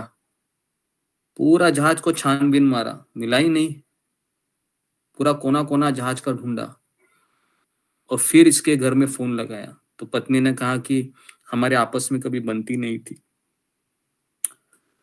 तो फिर ये निष्कर्ष निकाला गया कि क्योंकि उसकी बॉडी भी नहीं मिली ना। तो मैं उदाहरण देकर आपको ये बता रहा था कि बाहर के लोग बहुत स्ट्रगल करते हैं, उत्तर ढूंढने का प्रयास करते हैं, उत्तर नहीं मिल रहा है। तो हमें ये जो हम ये सुन रहे हैं ना, तो इसका हमारे जीवन में बहुत बड़ा इम्पैक्ट होना चाहिए कि एटलीस्ट जो कुछ हो रहा है इसको मैं समझ लूं मेरे जीवन में। नहीं तो केवल हमको श्रवण करके भी क्या लाभ होगा, क्योंकि रामायण ये तो हमें जीवन को जीना कैसे वो सिखाती है ना। तो तो यहाँ पर फिर जटा और चिर वस्त्र धारण किए भरत हाथ जोड़कर पृथ्वी पर पड़े थे, मानो प्रलय काल में सूर्य देव धरती पर गिर गए हो। उसको उस अवस्था में देखना किसी भी स्नेही सुहृद के लिए अत्यंत कठिन था। भरत की स्थिति इतनी खराब थी, इतनी हृदय को द्रवित करने वाली थी कि इसकी कल्पना नहीं कर सकता है। तो उनका मुख उदास हो गया था, बहुत दुर्बल हो गए थे। उनका मस्तक सूंघ कर प्रभु राम ने उसको गले से लगाया, भरत को, और बड़े आदर से पूछा कि तात पिताजी कहाँ है? क्या तुम इस वन में आए हो? क्या वो तुम्हारे साथ आए हो वन में? क्या उनके जीते जी तो तुम वन में नहीं आ सकते थे? कुछ तो बताओ। तो मैं दीर्घ काल के बाद, है ना, आए हुए भरत को आज इस वन में देख रहा हूं, परंतु उनका शरीर बहुत दुर्बल हो गया है। क्या तात, तुम क्यों वन में आए हो? भाई महाराज जीवित है ना? कहीं ऐसा तो नहीं कि मेरे विरह के कारण अत्यंत शोक में हो गए और वो चले गए और इसलिए तुम्हें यहां आना पड़ा हो? तो तुम अब भी बालक हो, इसलिए परंपरा से चला आता हुआ तुम्हारा राज्य नष्ट तो नहीं हो गया। तो ऐसे अभी अलग अलग कारण बताते हैं क्या प्रभु रामचंद्र, क्योंकि उनको पता है मूल कारण क्या है। लेकिन ऐसा ही प्रसंग हमने भागवत में भी देखा था। किसी को याद आ रहा है ऐसा प्रसंग कि अभी यहाँ पर राम जी सवाल पे सवाल करेंगे उनको, भाई क्या माता कौशल्य सुख से तो है ना? क्या संतान वाली सुमित्रा प्रसन्न है?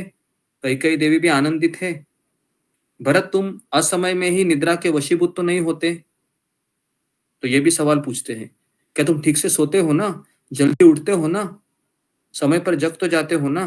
तो ये हमारे लिए है। ये क्या लगता है? ये हमारे लिए है ना?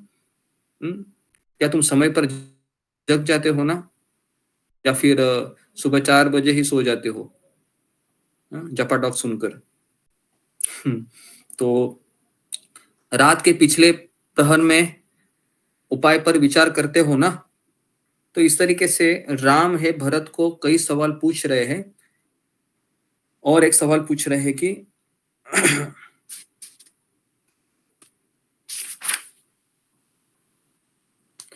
क्या तुम अपनी स्त्रियों को संतुष्ट रखते हो?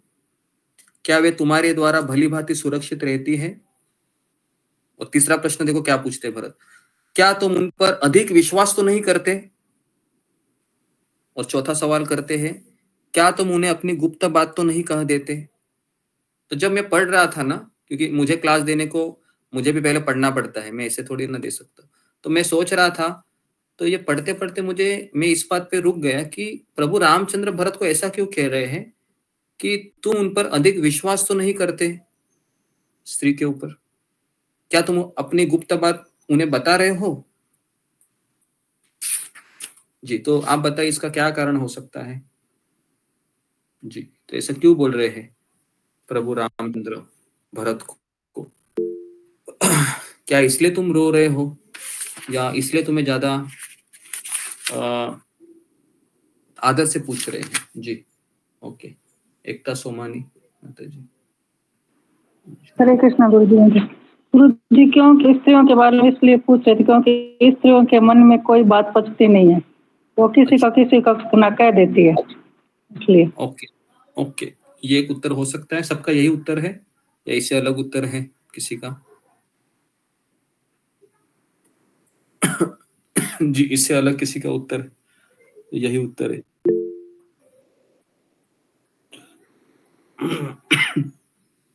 ओके, जस्मिता पत्रे। हरे कृष्णा गुरुजी, दंडवत प्रणाम। गुरुजी, रामचंद्र जी इसलिए भी कह सकते हैं, जो पिता थे दशरथ महाराज, उन्होंने जो माता कैकेयी से विश्वास किया था, विश्वास करके उन्होंने तो वर दिया था, तो उसी का जो फायदा था वो माता जी ने लिया था, तो इसी हिसाब से भी रामचंद्र जी कह सकते हैं। मुझे ऐसे ये लगाएंगे। धन्यवाद। ओके, जी जी। तो देखिए यहाँ पर प्रभु रामचंद्र इसलिए ऐसा कहते हैं क्योंकि राम जी को पता था कि स्त्री पे अधिक विश्वास करने से क्या घटित हो सकता है और गुप्त बात बताने से क्या घटित हो सकता है। तो ये बात तो त्रेता युग की है, लेकिन युधिष्ठिर महाराज का और कुंती महारानी का प्रसंग है ना, आपको याद आ रहा है? जब कर्ण है ना, जब कर्ण है वह मारा जाता है और कुंती उसके शव को लेकर गोद में लेकर रोती रहती है, और उस समय युधिष्ठिर महाराज को शंका आती है कि मेरी माँ शत्रुओं का ये शरीर लेकर, शव लेकर क्यों रो रही है। तो बाद में कुंती महारानी कहती है कि युधिष्ठिर, ये तुम्हारा बड़ा भाई है। तो उस समय युधिष्ठिर महाराज का सर इतना चकरा जाता है, क्योंकि अगर ये बात तुमने मुझे पहला कहा होता तो युद्ध ही नहीं होता था, इतने लोग मारे ही नहीं जाते थे। तो अपनी माँ के ऊपर इतना क्रोध करते हैं वो, और कहते हैं कि पूरी स्त्री जाति को वो शाप देते हैं, है ना। क्या शाप देते हैं? कि स्त्री के मन में कुछ रहेगा नहीं करके। तो इसके लिए ये एक चीज होती है। तो युधिष्ठिर महाराज के शाप का असर क्या अभी भी हो रहा है? क्या अभी भी हो सकता है या थम गया वो? जी, अशोक चावला प्रभु, अभी भी हो रहा है? जी जी गुरुजी, हो रहा है अब। जी। विश्वास नहीं करते जगह, क्योंकि ना गुरुजी राजकाज के काम इतने होते हैं, कई बार तो सीक्रेट बातें नहीं बताना चाहिए लेडीज को, तो वो डिस्क्लोज होती हैं। ओके जी। तो हमें पूरा जो है ना अंदर बाहर, वो हमें हमारे आध्यात्मिक गुरु के सामने होना चाहिए, क्योंकि कभी कभी हम जिनके साथ रहते हैं, कभी ऐसी असुविधा हो सकती है कि उसका गलत तरीके से प्रयोग हो जाए। तो जहां हाथी उत्पन्न होते हैं, वे जंगल तुम्हारे द्वारा सुरक्षित तो है ना? क्या तुम्हारे पास दूध देने वाली गाय तो अधिक संख्या में है ना? तो ऐसे तरह तरह के सवालों पर ही एक अध्याय है अयोध्या कांड में, पता है आपको? हाँ, कम से कम ऐसे 60, 70, 80 श्लोक है। सोचो, मतलब 80 सवाल पूछते हैं, है ना। मैं तो आश्चर्य कर रहा था कि इतने सारे सवाल किस तरह से प्रभु रामचंद्र अपने, है ना, भाई भरत को कर रहे हैं। और ऐसा ही प्रसंग भागवतम में कब आता है, कोई मुझे बताएगा? भागवत में भी ऐसा ही प्रसंग आता है जी। ओके, ऋतुपूर्णा। हरे कृष्ण गुरुजी, दंडवत प्रणाम। सभी भक्तों को दंडवत प्रणाम। गुरुजी, जब कृष्ण का पता पूछते हैं युधिष्ठिर अर्जुन को, हरे कृष्ण। क्या वो प्रसंग है जी? ओके, प्रसंग क्या है वो, कि क्या जी पूछते हैं? गुरुजी, जो कृष्ण कहाँ है और क्या उनके बारे में पूछते हैं कि कृष्ण क्यों नहीं है, ऐसे ही पूछते हैं गुरुजी। हरे कृष्ण। हाँ, तो प्रसंग कैसा है कि युधिष्ठिर महाराज है, अर्जुन व द्वारिका से आया हुआ रहता है, और युधिष्ठिर महाराज अपशकुन देखते हैं, बराबर है, और उनको पता चलता है कुछ तो गड़बड़ हुआ है। तो अर्जुन से वो बार बार पूछ रहे थे कि अर्जुन, तुम इतना रो क्यों रहा है? क्यों तुम इतना रो रहा है? मैंने तो तुम्हें कभी ऐसे रोते हुए नहीं देखा। और इस तरीके से वो 10 सवाल करते हैं वहां पर, है ना, 10 सवाल करते हैं। और उसके बाद वो 11वां सवाल ये करते हैं कि तुम्हारे मित्र वासुदेव कृष्ण क्या इस धरा को छोड़कर चले गए हैं? फिर वो अर्जुन कहता है कि हाँ, यही मूल कारण है मेरे रोने का, है ना।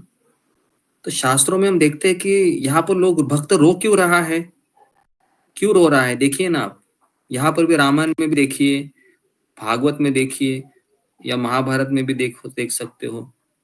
क्यों रो रहे हैं भक्त?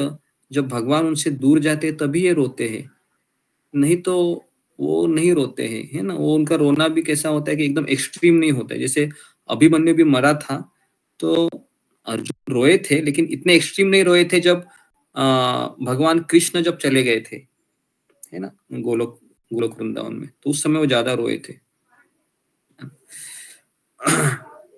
तो रामायण में इतना रोना क्यों है? क्योंकि वाल्मीकि मुनि ने रामायण लिखा ही ऐसे है कि इसमें उन्होंने 12 रस की चर्चा की थी ना, हमने, आपको याद है? आज सुबह हमने 12 रसों की चर्चा की थी। तो रामायण में 12 में से ही 5 प्राइमरी है, 7 सेकेंडरी है। तो उन 7 सेकेंडरी रसों में से एक रस है इसमें, कौन बताएगा मुझे? फिंगर को रेज कीजिए। जो 7 की हमने अच्छा चर्चा की थी, है ना, वो 7 में से एक रस इसमें पूरा डाल दिया गया है ना। जैसे अगर आप आइसक्रीम में अगर वेनिला फ्लेवर डालते हैं, पता है ना, आइसक्रीम बनाने वाला, या मैंगो फ्लेवर डालते हैं तो पूरा आइसक्रीम मैंगो का हो जाता है ना। वेनिला डालते हैं तो वेनिला फ्लेवर का हो जाता है जी। ओके, रेखा पायल।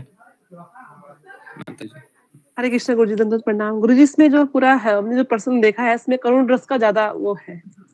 जी जी, तो इसमें करुणा रस है जी, बहुत अच्छा उत्तर दिया है। करुणा रस है, कूट कूट कर डाल दिया इसमें पूरा। तो इसके लिए आप रामायण पढ़ोगे ना तो आपको आंखों से आंसू आएंगे और आपका हृदय द्रवित हो जाएगा। इस तरीके से सिम्टम आएंगे, है ना। क्योंकि लिखने वाले वाल्मीकि मुनि ने यहाँ पर वही चीज डाल दी है ना जी। इसलिए देखो, रामायण सुनना, रामायण पढ़ना ना आजकल के लोगों को अच्छा नहीं लगता है। पता है क्यों? क्योंकि ये सब रोने वाले सीरियल क्यों देख रहे हो आप? पहले से डिप्रेशन में है और रो रो के डिप्रेशन में जाओगे। चलो तुमको मैं कॉमेडी सीन दिखाता हूँ, देखो, आ जाओ मेरे पास, बराबर है।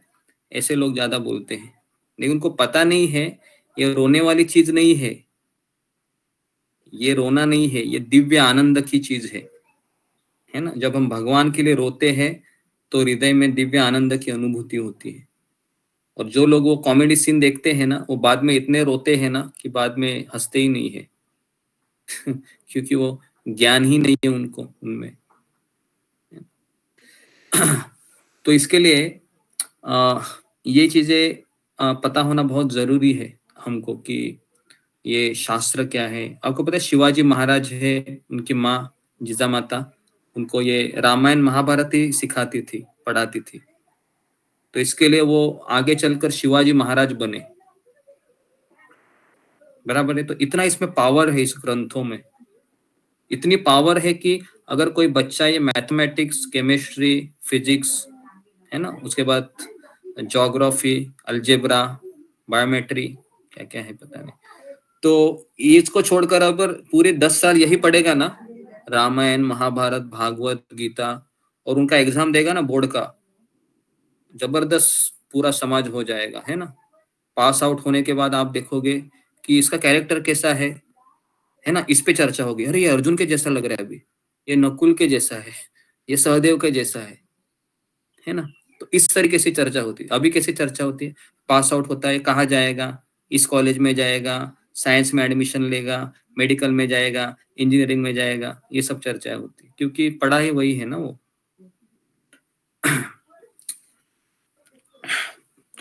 तो जी, तो इस तरीके से यहाँ पर हम देखते हैं कि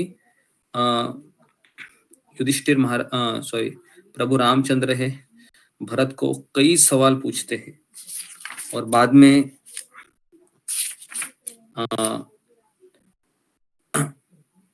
में फिर ये कहते हैं कि भाई तुम राज्य छोड़कर वलकल, कृष्ण मृग चर्म और जटा धारण करके इस देश में क्यों आए हो? क्या कारण है? जिस निमित्त से इस वन में तुम्हारा प्रवेश हुआ है, तुम्हारे मुंह से मैं सुनना चाहता हूँ, साफ साफ बताओ। तो फिर भरत जी है अपने आंसुओं को पोंछते हैं और अपने शोक को दबा कर वो कहते हैं कि आर्य, हमारे महाबाहु पिता अत्यंत दुष्कर कर्म करके पुत्र शोक से पीड़ित होकर हमें छोड़कर स्वर्गलोक को चले गए। तो स्वर्गलोक की चर्चा यहाँ पर क्यों आती है, इसका भी मैं कारण बता रहा हूं कि रामायण ये ग्रंथ है, यह 3 गुणों के अधीन ही आता है, खास करके सत्वगुण में आता है। तो इसलिए इस यहाँ पर आपको वैकुंठ की बातें या ये सब बातें नहीं मिलेगी। एक पारिवारिक जीवन कैसे होना चाहिए उसका उच्च आदर्श रामायण में मिलता है। भाई भाई के साथ कैसे रहता है, पिता पुत्र के साथ कैसे रहता है, पति पत्नी कैसे होते हैं, सास ससुर कैसे होते हैं, बहू सास कैसी होती है, तो ये सारी चीजें रामायण में पता चलती है। लेकिन यही जीवन का लक्ष्य नहीं है। तो इसके लिए ये सब चीजें करने से हम स्वर्ग में लैंड अप करते हैं। जितना हम अच्छा बिहेवियर रखेंगे हम स्वर्ग में लैंड अप करेंगे। भगवत धाम अच्छे बिहेवियर से नहीं जाते हैं, भगवत धाम हम भगवान कृष्ण और गुरु को समर्पण करने से जाते हैं, और अच्छे गुण उसमें ऑटोमेटिकली इंक्लूड होते हैं। समझ में आ रहा है आपको? अच्छे गुण उसमें ऑटोमेटिकली इंक्लूड होते हैं। प्रभुपाद एक भागवत में श्लोक आता है कि जो व्यक्ति भगवान की भक्ति में लगा है ना, उसमें देवताओं के गुण अपने आप ही आ जाते हैं। समय लगता है लेकिन ना, तुरंत नहीं आते। तो यहाँ पर जब वह शत्रुओं को संताप देने वाले रघुनंदन अपनी स्त्री एवं मेरी माता कैकेयी की प्रेरणा से ही विवश होकर पिताजी ने ऐसा कठोर कार्य किया था। मेरी माँ ने अपने सुयश को नष्ट करने वाला बड़ा भारी पाप किया है, अतः वह राज्य रूपी फल न पाकर विधवा हो गई। अब मेरी माता शोक से दुर्बल होकर महाघोर नरक में पड़ेगी। अब आप अपने दास स्वरूप मुझ भरत पर कृपा कीजिए और इंद्र के भांति आज ही राज्य ग्रहण करने के लिए अपना अभिषेक करवाइए। इसलिए मैंने चतुरंगी सेना को भी साथ लेकर आया हूं।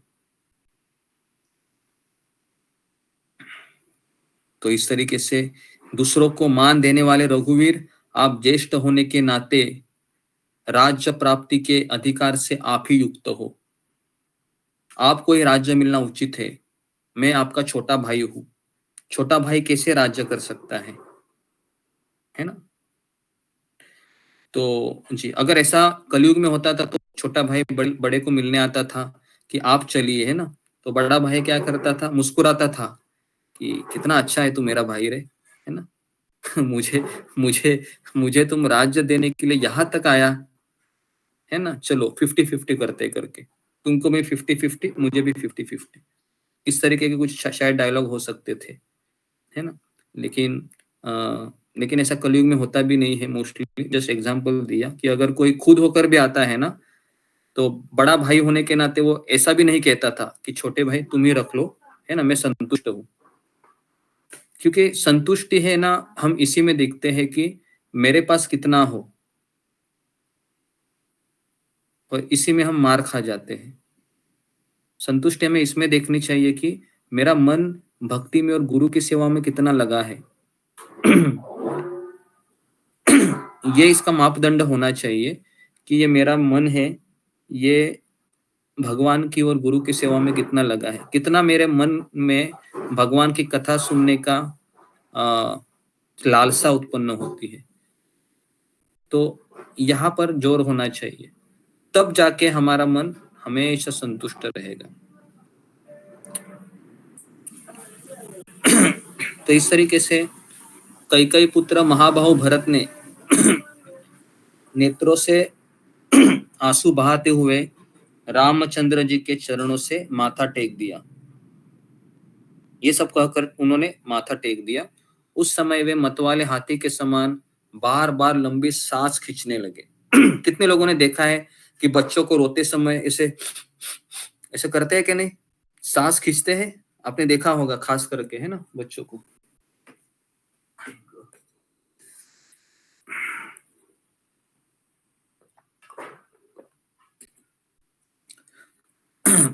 तो एक तरीके से यहाँ पर भरत जी है वह अपनी सांस को खींच रहे थे ऐसे, और ऐसे रो रहे थे, है ना, बराबर है।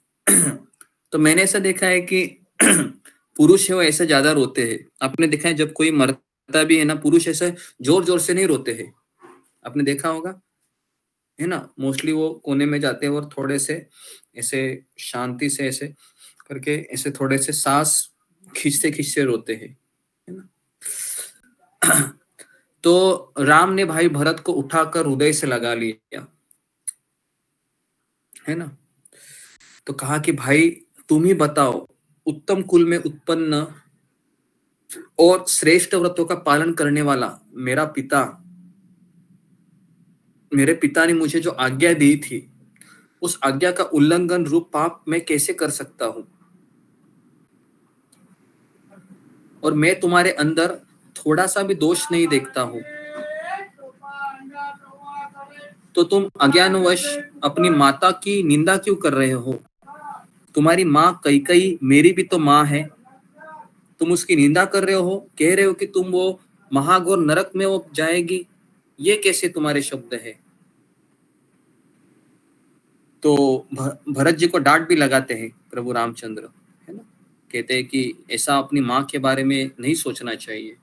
और आपको पता होगा जब प्रभु रामचंद्र 14 साल के बाद वनवास से अयोध्या आते हैं तो पहले वो किसकी चरण वंदना करते हैं, पहले वह सोचो ना, ये बहुत सोचने वाली बात है। और मुझे ये बात बहुत हैरान करती है कि जिसके कारण व्यक्ति 14 साल वहां पर मर मर के जी रहा होगा और आने के बाद पहले उसी को चरण पड़ता है ना।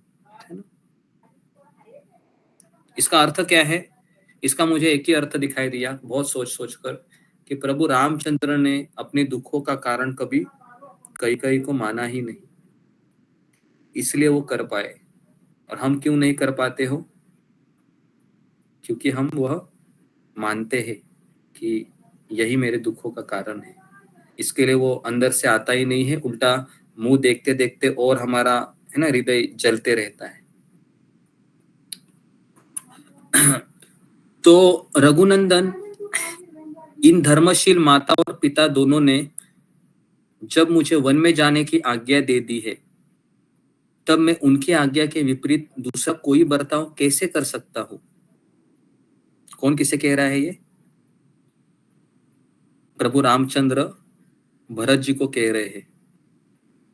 समझ में आ रहा है ना, या सब लोग सो रहे हैं, जगे हुए हैं क्या नहीं। हरे कृष्णा बोल, हरे कृष्णा हरे कृष्णा हरे कृष्णा हरे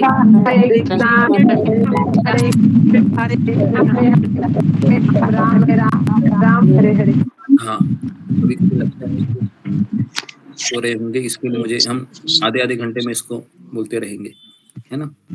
बहुत सन्नाटा छाया है, मुझे ऐसा लगता है कि आप लोग भी रो रहे होंगे थोड़ा थोड़ा। प्रभु जी ना सो गए ना पूरी तरह। ओके। तो जी, तो इस तरीके से अभी यहाँ पर प्रभु रामचंद्र है वह भरत को समझा रहे हैं कि मेरे पिता को मैंने वचन दिया था, मेरे पिताजी तो यहाँ पर नहीं है, क्योंकि स्वयं कैकेयी माता आकर बाद में कहेगी कि मैंने तुम्हारे पिता को वचन दिए थे ना, मैं वो वचन को पीछे लेती हूँ, तुम चलो अभी। लेकिन राम वहां पर ही मना करते, देखो माँ, आपने वरदान पिताजी को, है ना, दिए थे और पिताजी ने मुझे दिए थे। अगर पिताजी खुद अगर रहते तो शायद ये मैं कर भी पाता था, लेकिन मैं अभी पिताजी की आज्ञा का उल्लंघन मैं नहीं कर सकता। तो इस तरीके से है ना, प्रभु रामचंद्र भरत को कहते हैं कि तुम अयोध्या में ही रहो और इस राज्य को प्राप्त करो, मुझे यहाँ पर वल्कल वस्त्र धारण करके दंडकारण्य में रहना चाहिए, क्योंकि महाराज दशरथ बहुत लोगों के सामने हम दोनों के लिए अलग अलग आज्ञा देकर स्वर्ग को पधारे हैं, तो हमें आज्ञा का पालन करना चाहिए। मुझे यह आज्ञा मिली है कि मैं जंगल में जाऊं 14 साल के लिए, और तुम्हें आज्ञा मिली है कि तुम अयोध्या के राजा बनो। ऐसे अलग अलग हमारे पिताजी ने हमें आज्ञा दी है, ठीक है। तो जी, तो इसके लिए रामायण और महाभारत ये ऐसे ग्रंथ है जो हमें पूरी तरीके से भक्ति के बारे में नहीं बताते हैं। एक उचित जो मनोभाव होना चाहिए, एक उचित व्यवहार होना चाहिए परिवार में, है ना? या महाभारत सिखाती है कि कैसे हमको जीना चाहिए, और रामायण सिखाती है कि कैसे हमको इसमें रहना चाहिए परिवार में, जीवन में, और भागवत सिखाती है कि कैसे हमें मरना चाहिए, कैसे हमें शरीर छोड़ना चाहिए। तो इसलिए भागवत का महत्व कुछ और ही है ना?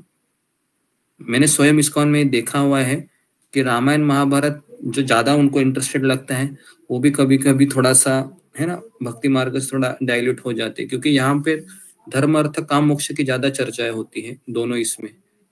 भागवत में कहाँ पर भी ऐसा पिता पुत्र माँ बच्चे का कहीं रिश्ता है, अभी हम पढ़ रहे हैं तो हमने पहला स्कंद भी कवर किया ना, कहीं पर भी ऐसा रिश्ते की बात ही नहीं हो रही है भागवत में, है ना? तो इसके लिए भागवत ये अलग ही है ना, परिपक्व फल है वैदिक साहित्य का। तो हम कोई कंपैरिजन नहीं कर रहे हैं, हम यहाँ पर ये बताना चाह रहे हैं कि हर एक ग्रंथ का एक भाव होता है। रामायण का भाव है कि वो हमको इस संसार में रहते हुए जीना सिखाता है, परिवार में रहना है, लेकिन वही तो लक्ष्य नहीं होता है ना, लक्ष्य तो कुछ और है, लक्ष्य और है हमारा परिवार का। एक बार मैंने आपको बताया था ना कि आनंदवृंदावन प्रभु राधानाथ महाराज के पास जाकर कहते मैं शादी कर रहा हूँ, अभी बताइए कुछ इंस्ट्रक्शन है क्या? महाराज यही कहते हैं कि जिस दिन तुम इससे निकलेगा, है ना, तुम्हें समझना चाहिए शादी कर रहा हो, एक दिन निकलना है, ये सोचकर करेगा तुम्हारा शादी सफल होगा, और ये सोचेगा कि उधर ही रहना है तो हो गया फिर कल्याण। इसका अर्थ क्या है? परिवार हमने ही बनाया है, निकालना भी किसको है? निकलना का भी हम ही को है ना वहां से, लेकिन निकलना पॉसिबल है? क्या लगता है, पॉसिबल है निकलना? इतने उनके इंप्रेशन होते हैं, है ना, पता है ना, एक दिन 2 दिन भी हम रह पाते हैं क्या? तुरंत फोन करते हैं ना, कहाँ पर है अभी, क्या कर रहे हो? हाँ हम वृंदावन में आएंगे, जल्दी आएंगे जल्दी आएंगे। आसान नहीं है इतना, लेकिन अभ्यास करेंगे तो कुछ हद तक हो सकता है ना, क्योंकि एक दिन तो हम दोनों को भी छोड़ के जाना है ना एक दूसरे को। क्या लगता है? ये तो सत्य है, अभी नहीं तो कल, कल नहीं तो परसों, नहीं तो 2 साल के बाद, 4 साल के बाद, कभी तो कभी। और फटाक से कोई हमको छीन लेता है तो बहुत दर्द होता है ना, फटाक से अचानक चलो निकलो अभी यहाँ से। लेकिन अगर खुद होके अगर मैंने छोड़ दिया तो थोड़ा सा ही तकलीफ होगा, लेकिन जब प्रकृति छुड़वाती है तो बहुत फिर ये होता है ना, झटपट आता है वे। तो जी, तो इस तरीके से कहाँ पर किसी का माइक चालू हो गया? अनिल शर्मा जी माइक को बंद कीजिए। और कुछ नहीं बन सकता, यहाँ पे हम बहुत थक गए। अरे बाप, और बच्चे को जरा वहां से निकाल लीजिए अनिल शर्मा जी, वापस आपका बच्चा कुछ करेगा। तो जी, तो इस तरीके से यहाँ पर बार बार प्रभु रामचंद्र अपने मनोभाव को रख रहे हैं, और कल हम देखेंगे कि प्रभु रामचंद्र अपने मनोभाव को रखेंगे। कल हम ऐसा युद्ध देखेंगे कि भरत जी कह रहे हैं कि आप अयोध्या चलिए, और राम जी कह रहे हैं कि तुम अयोध्या जाओ लेकिन मेरी आज्ञाओं को साथ लेकर जाओ, है ना। तो कल का दिन है भारत के लिए सबसे गौरवशाली दिन है, क्योंकि इस दिन का बहुत लोग कई सालों से, मुझे लगता है कभी कभी कई दशकों से इंतजार कर रहे होंगे कि कब अयोध्या में राम मंदिर बनेगा, है ना, और उसका उद्घाटन होने जा रहा है कल। तो एक तरीके से एक कल बहुत बड़ा दिन है ना हमारे। तो एटलीस्ट कल के दिन तो सुबह 4 बजे उठकर मंगल जपा करने के लिए आ जाइए, है कि नहीं? कल बहुत अच्छा दिन है, तो उसको भी आप मिस करेंगे। कल सुबह एटलीस्ट जल्दी उठिए, क्योंकि कल अयोध्या में प्रभु रामचंद्र का इंस्टॉलेशन होने वाला है ना। कई सालों से जो ऐसा कार्य था जो वेटिंग में था, लेकिन हमारे प्रधानमंत्री नरेंद्र मोदी ने बहुत संघर्ष करते हुए इस दिन को लाया है। हाँ, तो तो हमें उस दिन तो एटलीस्ट क्या लगता है थोड़ा अच्छा सा जल्दी उठकर 16 माला करनी चाहिए। ठीक है। जी गुरुजी। तो सब लोग उठेंगे ऐसा मैं सोचता हूँ। एटलीस्ट एक दिन तो दे दो जी प्रभु गुरुजी। रामचंद्र जी को। वैसे भी कल द्वादशी भी है, आज एकादशी थी, कल द्वादशी है। तो महाराज दशरथ बहुत लोगों के सामने हम दोनों को अलग अलग आज्ञा दी है। हे भरत, 14 वर्षों तक दंडकारण्य में रहने के बाद महात्मा पिता के दिए हुए राज्य भाग का मैं उपभोग करूंगा। मनुष्य लोक में सम्मानित और देवराज इंद्र के तुल्य तेजस्वी मेरे महात्मा पिता ने मुझे वनवास की आज्ञा दी है और उसी को मैं अपने लिए परम हितकारी समझता हूँ। तो रामचंद्र जी की बात सुनकर भरत ने इस प्रकार उत्तर दिया, भैया मैं राज्य का अधिकारी नहीं हूं, क्योंकि राजधर्म के अधिकार से मैं रहित हूं। अतः मेरे लिए यह राजधर्म का उपदेश किस काम आएगा। हे नरश्रेष्ठ, हमारे यहाँ सदा से ही इस शाश्वत धर्म का पालन होता आया है कि ज्येष्ठ पुत्र के रहते हुए छोटा पुत्र राजा नहीं हो सकता। अतः रघुनंदन, आप मेरे साथ अयोध्यापुरी को चलिए और हमारे कुल के अभ्युदय के लिए राजा के पद पर अपना अभिषेक करवाइए। ये कौन आज्ञा दे रहा है? भरत जी राम जी आज्ञा दे रहा है एक तरीके से, है ना जी। तो यही बात है ना, यही बात कभी कभी भक्त और भगवान में और गुरु और शिष्य में देखी जाती है। गुरु कुछ और बताना चाहता है शिष्य को, लेकिन शिष्य उस बात को समझ नहीं पाता है। उल्टा शिष्य अपनी राय रखता है, नहीं आपने ऐसा करना चाहिए, इस तरीके से, है ना। या फिर कभी कभी भगवान भक्तों को समझाना चाहते हैं, लेकिन भक्त है वह समझ नहीं पाता है ना। तो इस तरीके से हे पुरुष सिंह उठिए और पिता को जलांजलि दान कीजिए। मैं और शत्रुघ्न दोनों पहले ही उनके लिए जलांजलि दे चुके। तो इस तरीके से दोनों राम और लक्ष्मण वशिष्ठ मुनि को लेकर गंगा में मंदाकिनी नदी में जाते हैं और जल तर्पण करते हैं। और इस तरीके से हे रघुनंदन, प्रिय पुत्र का दिया हुआ जल आदि पितृलोक में अक्षय होता है। तो ये सब चीजें है ना।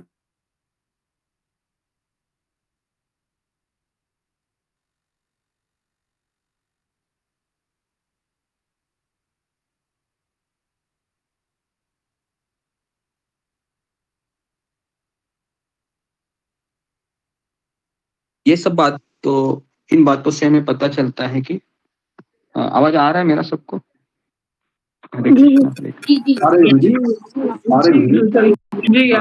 ठीक है। तो ओके, तो मैं ये कह रहा था कि भरत की कही हुई पिता की मृत्यु से संबंध रखने वाली करुणाजनक बात सुनकर रामचंद्र जी दुख के कारण अचेत हो गए और भरत के मुख से निकला हुआ यह वचन वज्र सा लगा। तो मन को प्रिय लगने वाले उस वज्र को सुनकर शत्रुओं को संताप देने वाले राम दोनों भुजाओं को ऊपर उठाकर जिसकी डालियां खिली हुई हो वन में कुल्हाड़ी से कटे हुए उस वृक्ष के भांति गिर पड़े। तो पृथ्वीपति राम इस प्रकार पृथ्वी पर गिरकर नदी के तट को दांतों से विदीर्ण करने के परिश्रम से थककर सोए हुए हाथी के समान प्रतीत होते थे। शोक के कारण दुर्बल हुए उन महाधनुर्धर राम को सब ओर से घेर कर सीता सहित रोते हुए ये तीनों भाई आंसुओं के जल से भिगोने लगे। पृथ्वीपति महाराज दशरथ को स्वर्गगामी होकर धर्मात्मा राम ने भरत से बात कही, भैया जब पिताजी परलोकवासी हो गए तब अयोध्या में चलकर अब मैं क्या करूंगा, मैं क्या करूं अयोध्या में आकर, मेरे पिताजी से ही मैं आज्ञा लेता था, मुझे कौन आज्ञा देगा। तो बार बार रामायण में हम देखते हैं, रामायण में नहीं कहीं पर भी आप देखो कि आज्ञा पालन को बहुत महत्व दिया गया है। कौन मुझे बताएगा कि आज्ञा पालन को इतना महत्व क्यों दिया गया है शास्त्रों में? फिंगर को रेज कीजिए। इस प्रश्न का उत्तर अगर आपको आ गया तो 99% आपको भक्ति मार्ग समझ में आया। अगर 99%, क्योंकि ये आंसर बहुत बड़ा आंसर होगा। जी बताइए। जी बताइए बताइए बताइए। जी गौरी राठौड़ माता जी बताओ।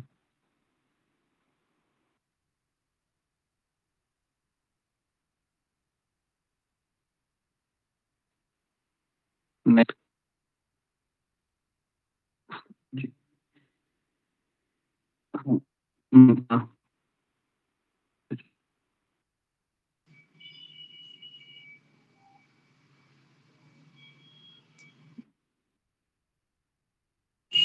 आपकी आवाज नहीं आ रही है गुरुजी। नेक्स्ट। हरे कृष्ण हरे कृष्ण। आवाज आ रही है मेरी? अभी आई हरे कृष्ण। ओके जी। तो जी तो बताइए। ओके सुमिता सिन्हा। हरे कृष्ण गुरु दंडवत प्रणाम। हरे कृष्ण सभी भक्तों को दंडवत प्रणाम। गुरुजी मेरे को जो आता समझ में आता है कि जैसे कि अगर हम आज्ञा का मतलब होता है कि दूसरे के मन से काम करना, और अगर आज्ञा का पालन नहीं करते मतलब कि हम अपने मन से काम करते हैं।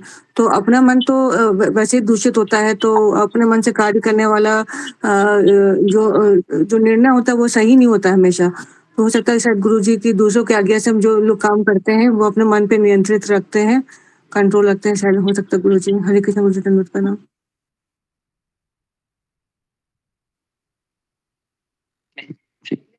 ओके ये एक उत्तर हो सकता, पूरा उत्तर अभी तक नहीं आया। जी नेक्स्ट। जी रीना सिंह।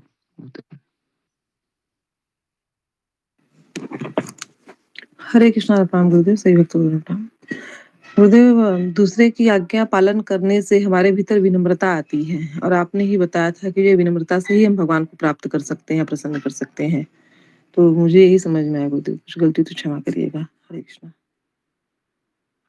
ओके तो ये इसका उत्तर हो सकता है कि हम जब आज्ञा पालन करते हैं तो उसमें समर्पण का भाव होता है। हम जब किसी की आज्ञा को स्वीकारते हैं, भले वो गलत क्यों ना हो, है ना। गलत मतलब एक तरीके से गलत मैं इसलिए कह रहा हूं क्योंकि उसमें आपको पूरी तरीके से आपके मन को वह बात पट नहीं रही होगी या जम नहीं रही होगी, है ना। फिर भी आप उसको स्वीकार करते हैं, उसी को विनम्रता कहते हैं। क्योंकि कई बार है आज्ञाएं हमको समझ में नहीं आती है, लेकिन अगर हम उसको विनीत भाव से स्वीकार करेंगे तो उसका परिणाम बहुत सुंदर होता है। तो इसलिए सभी जगह पर केवल और केवल इसी की चर्चा हुई है कि पिता अपने पुत्र को आज्ञा दे रहा है, आज्ञा फॉलो हो रही है। पति अपने पत्नी को आज्ञा दे रही है, यहाँ पर राम ने सीता को दी, सीता ने फॉलो की। भाई भाई को आज्ञा दे रहा है, बड़ा भाई छोटे भाई को फॉलो हो रहा है ना। तो बेसिकली परिवार तभी अच्छा जमता है जब आज्ञाओं को स्वीकार करते हैं, है ना। लेकिन इससे भी भक्ति मार्ग में इस आज्ञाओं का बहुत बड़ा ही अनमोल इसका रहस्य है। गुरु शिष्य को आज्ञा देता है, शिष्य उसको जिंदगी भर निभाता है।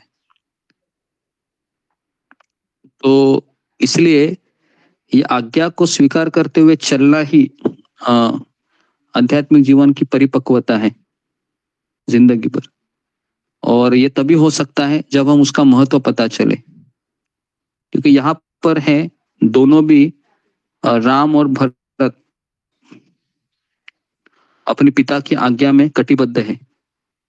रामचंद्र जी समझा रहे हैं कि मुझे मेरे पिता ने जो आज्ञा दी है मुझे उसका पालन करना है, और वो भरत को भी समझा रहे हैं कि तुम्हें जो आज्ञा मिली है उसका पालन तुम्हें करना है। तो ये अगर चीज समझ में आ गई, केवल यही चीज, तो बिलीव मी, मेरा ऐसा अनुभव है 20 साल का कि 99% व्यक्ति उसमें आसानी से प्रगति करता है, आसानी से। बस फॉलो करते रहो। हम जब फॉलो करते हैं तो सारी चिंताएं जिसने इंस्ट्रक्शन दी है उसको ज्यादा होता है ना।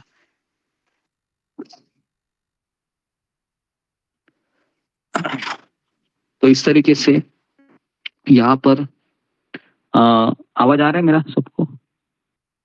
जी गुरुजी आ रही जी ओके जी तो यहाँ पर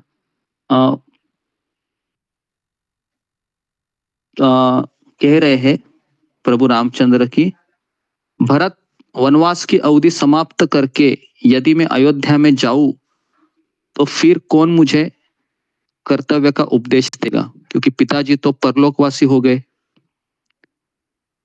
पहले जब मैं उनको किसी आज्ञा का पालन करता था तब वे मेरे व्यवहार को देखकर मेरा उत्साह बढ़ाने के लिए जो जो बातें कहा करते थे कानों को सुख पहुंचाने वाली थी। अब मैं उन बातों को किसके मुख से सुनूं? तो कभी कभी ऐसा होता है, इस घर में रहते हैं, किसी व्यक्ति की हमको आदत हुई रहती है और अचानक वो व्यक्ति चला जाता है तो कितने लोगों का ये अनुभव है कि वही घर काटने के लिए दौड़ता है, बार बार उसी व्यक्ति का स्मरण आता रहता है और फिर वो जगह बदलने में थोड़ा बहुत उसको सॉल्यूशन मिलता है। खास करके ऐसे घर में होता है, अगर आपकी कोई माँ हो, बूढ़ी माँ, या फिर अचानक चले जाते हैं, या फिर आप कहीं दूसरी जगह भी रहते हो लेकिन आप जब उस घर में जाते हो तो आपको उनकी यादें आती रहती है ना। ऐसा स्वाभाविक होता है ये सब चीजें होना। तो यहाँ पर प्रभु रामचंद्र वही चीज बता रहे कि अगर मैं अभी चला जाऊं तो मैं मेरे पिताजी को ढूंढूंगा उस राजमहल में और मेरे पिताजी को ना पाकर मैं और दुखी होऊंगा, तो मैं कैसे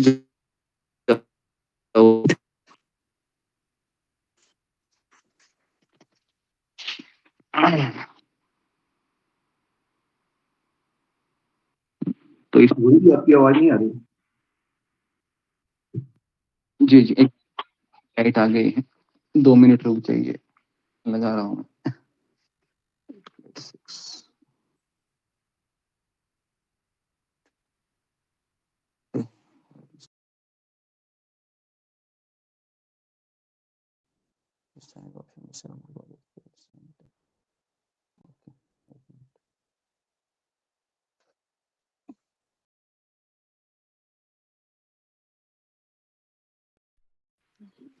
हरे कृष्ण। अभी आ रही आवाज? थोड़ा सा आ रहा होगा आवाज। जी ओके। तो जी, तो यहाँ पर अभी फिर क्या बातें हो हैं? बातें यहाँ पर ये हो रही है अभी की भरत का राम को अयोध्या में चलकर राज्य ग्रहण करने के लिए कहना, क्योंकि उसके बाद फिर सीता माता भी है ना, सीता माता भी मिलती है अपने जो सास होते हैं, है ना, तीनों को मिलती है और फिर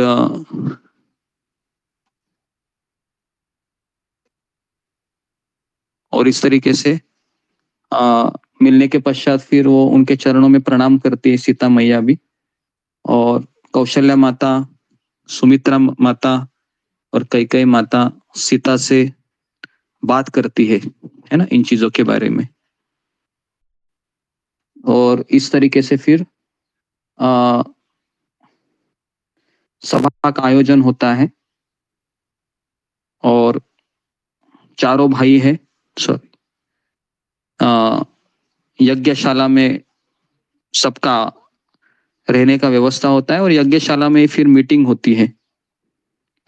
वशिष्ठ मुनि, भरत जी वशिष्ठ मुनि को कहते हैं कि आप मेरे भाई राम है, आप उनके गुरु है, आप हमारे गुरु है, तो गुरु की आज्ञा तो शिष्य को फॉलो करना होता है,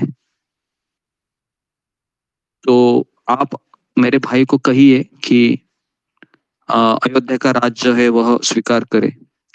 तो वशिष्ठ मुनि भी राम जी को भरत जी को आश्वासन देते हैं कि तुम जैसा चाहते हो भरत वैसे ही होगा, हम सभी वही चाहते हैं कि प्रभु रामचंद्र है वह अयोध्या के राजा बने। तो इस तरह से कल हम देखेंगे कि किस तरीके से कल भरत और राम के बीच संवाद होता है वापसी में चलने का। भरत जी चाहते हैं कि प्रभु रामचंद्र है वह अयोध्या वापस लौट चले और प्रभु रामचंद्र चाहते हैं कि भरत राज्य करे, लेकिन भरत भी बहुत जिद करते हुए राम के सामने हट कर रहा है, लेकिन राम जी है वह भरत जी के हट को 50% मानते और फिर हम सबको पता है कि वह पादुका देने के लिए रेडी हो जाते हैं और वापस वहां पर यही उत्तर मिलता है कि पादुका को सिंहासन पर धारण करने का तात्पर्य यह है कि उनकी आज्ञा का पालन करना, बराबर है, यही है ना। पादुका जब भरत जी लेके जाते हैं तो भरत जी उस पादुका के साथ और एक चीज लेके जाते हैं। क्या लेके जाते हैं कि क्या लेके जाते हैं या कुछ लेके नहीं जाते हैं, तो वहां से लेके जाते हैं जी उनकी जो आज्ञा थी कि तुम 14 साल राज्य करो, सिंहासन पर इस पादुका को रखना चाहते हो रखो, लेकिन मेरे बिहाफ में तुम राज्य संभालो। तो बार बार वही चीज मिल रही है ना, आज्ञा पालन। और मैं आपको बताऊं परम पूज्य राधानाथ स्वामी महाराज ने जो न्यू वृंदावन में जो 20 साल निकाले, एक नहीं दो नहीं 20 साल, परम पूज्य राधानाथ स्वामी महाराज है ना, आपको मैंने वो स्टोरी सुनाए है ना, याद है 3-4 हफ्ते पहले ही न्यू वृंदावन की स्टोरी हमने लगातार आपको सुनाई। तो उसमें भी हम क्या सीखते हैं, महाराज भी बहुत सारे आज्ञाओं को स्वीकार करते हैं, कभी मना करते हैं कि मैं नहीं करूंगा, घोड़ी पे मैं कैसे बैठूं, मैं तो कभी बैठा नहीं हूं, है ना। महाराज घोड़ी पे बैठते हैं, घोड़ी से गिरते हैं, पैर फ्रैक्चर होता है ना, क्या क्या नहीं होता है सोचिए, फिर भी वह तो बार बार वही चीज आ रही है, आज्ञा को स्वीकार करूं, आज्ञा को स्वीकार करूं, लेकिन मेरा मन उसके लिए रोकता है। मन कहता है कि मैं नहीं स्वीकार करूंगा, मैं नहीं स्वीकार करूंगा, मैं नहीं स्वीकार करूंगा। तो अभी मैं एक सवाल पूछता हूँ आप लोगों को, है ना, आखिरी क्वेश्चन आज का। तो मेरा ये सवाल है कि जैसे प्रभुपाद ने एक बार अपने शिष्य को डांटा, बहुत जोर से डांटा, तो प्रभुपाद ने उनको सेवा दी थी कि तुम जरा किचन में जाओ और सब्जी काटो करके, भक्त लोग है करके। तो सुबह सुबह उसको कहा था और वो सुबह मंगल आरती के लिए चले गया। कौन? वो भक्त, वो शिष्य। तो मुझे बताइए कि प्रभुपाद जी वहां पर आ गए तो प्रभुपाद जी की क्या प्रतिक्रिया होगी, फिंगर को रेज कीजिए। प्रभुपाद ने उस भक्तों को देखा मंगल आरती में और प्रभुपाद जी ने क्या प्रतिक्रिया दी होगी उस भक्त को।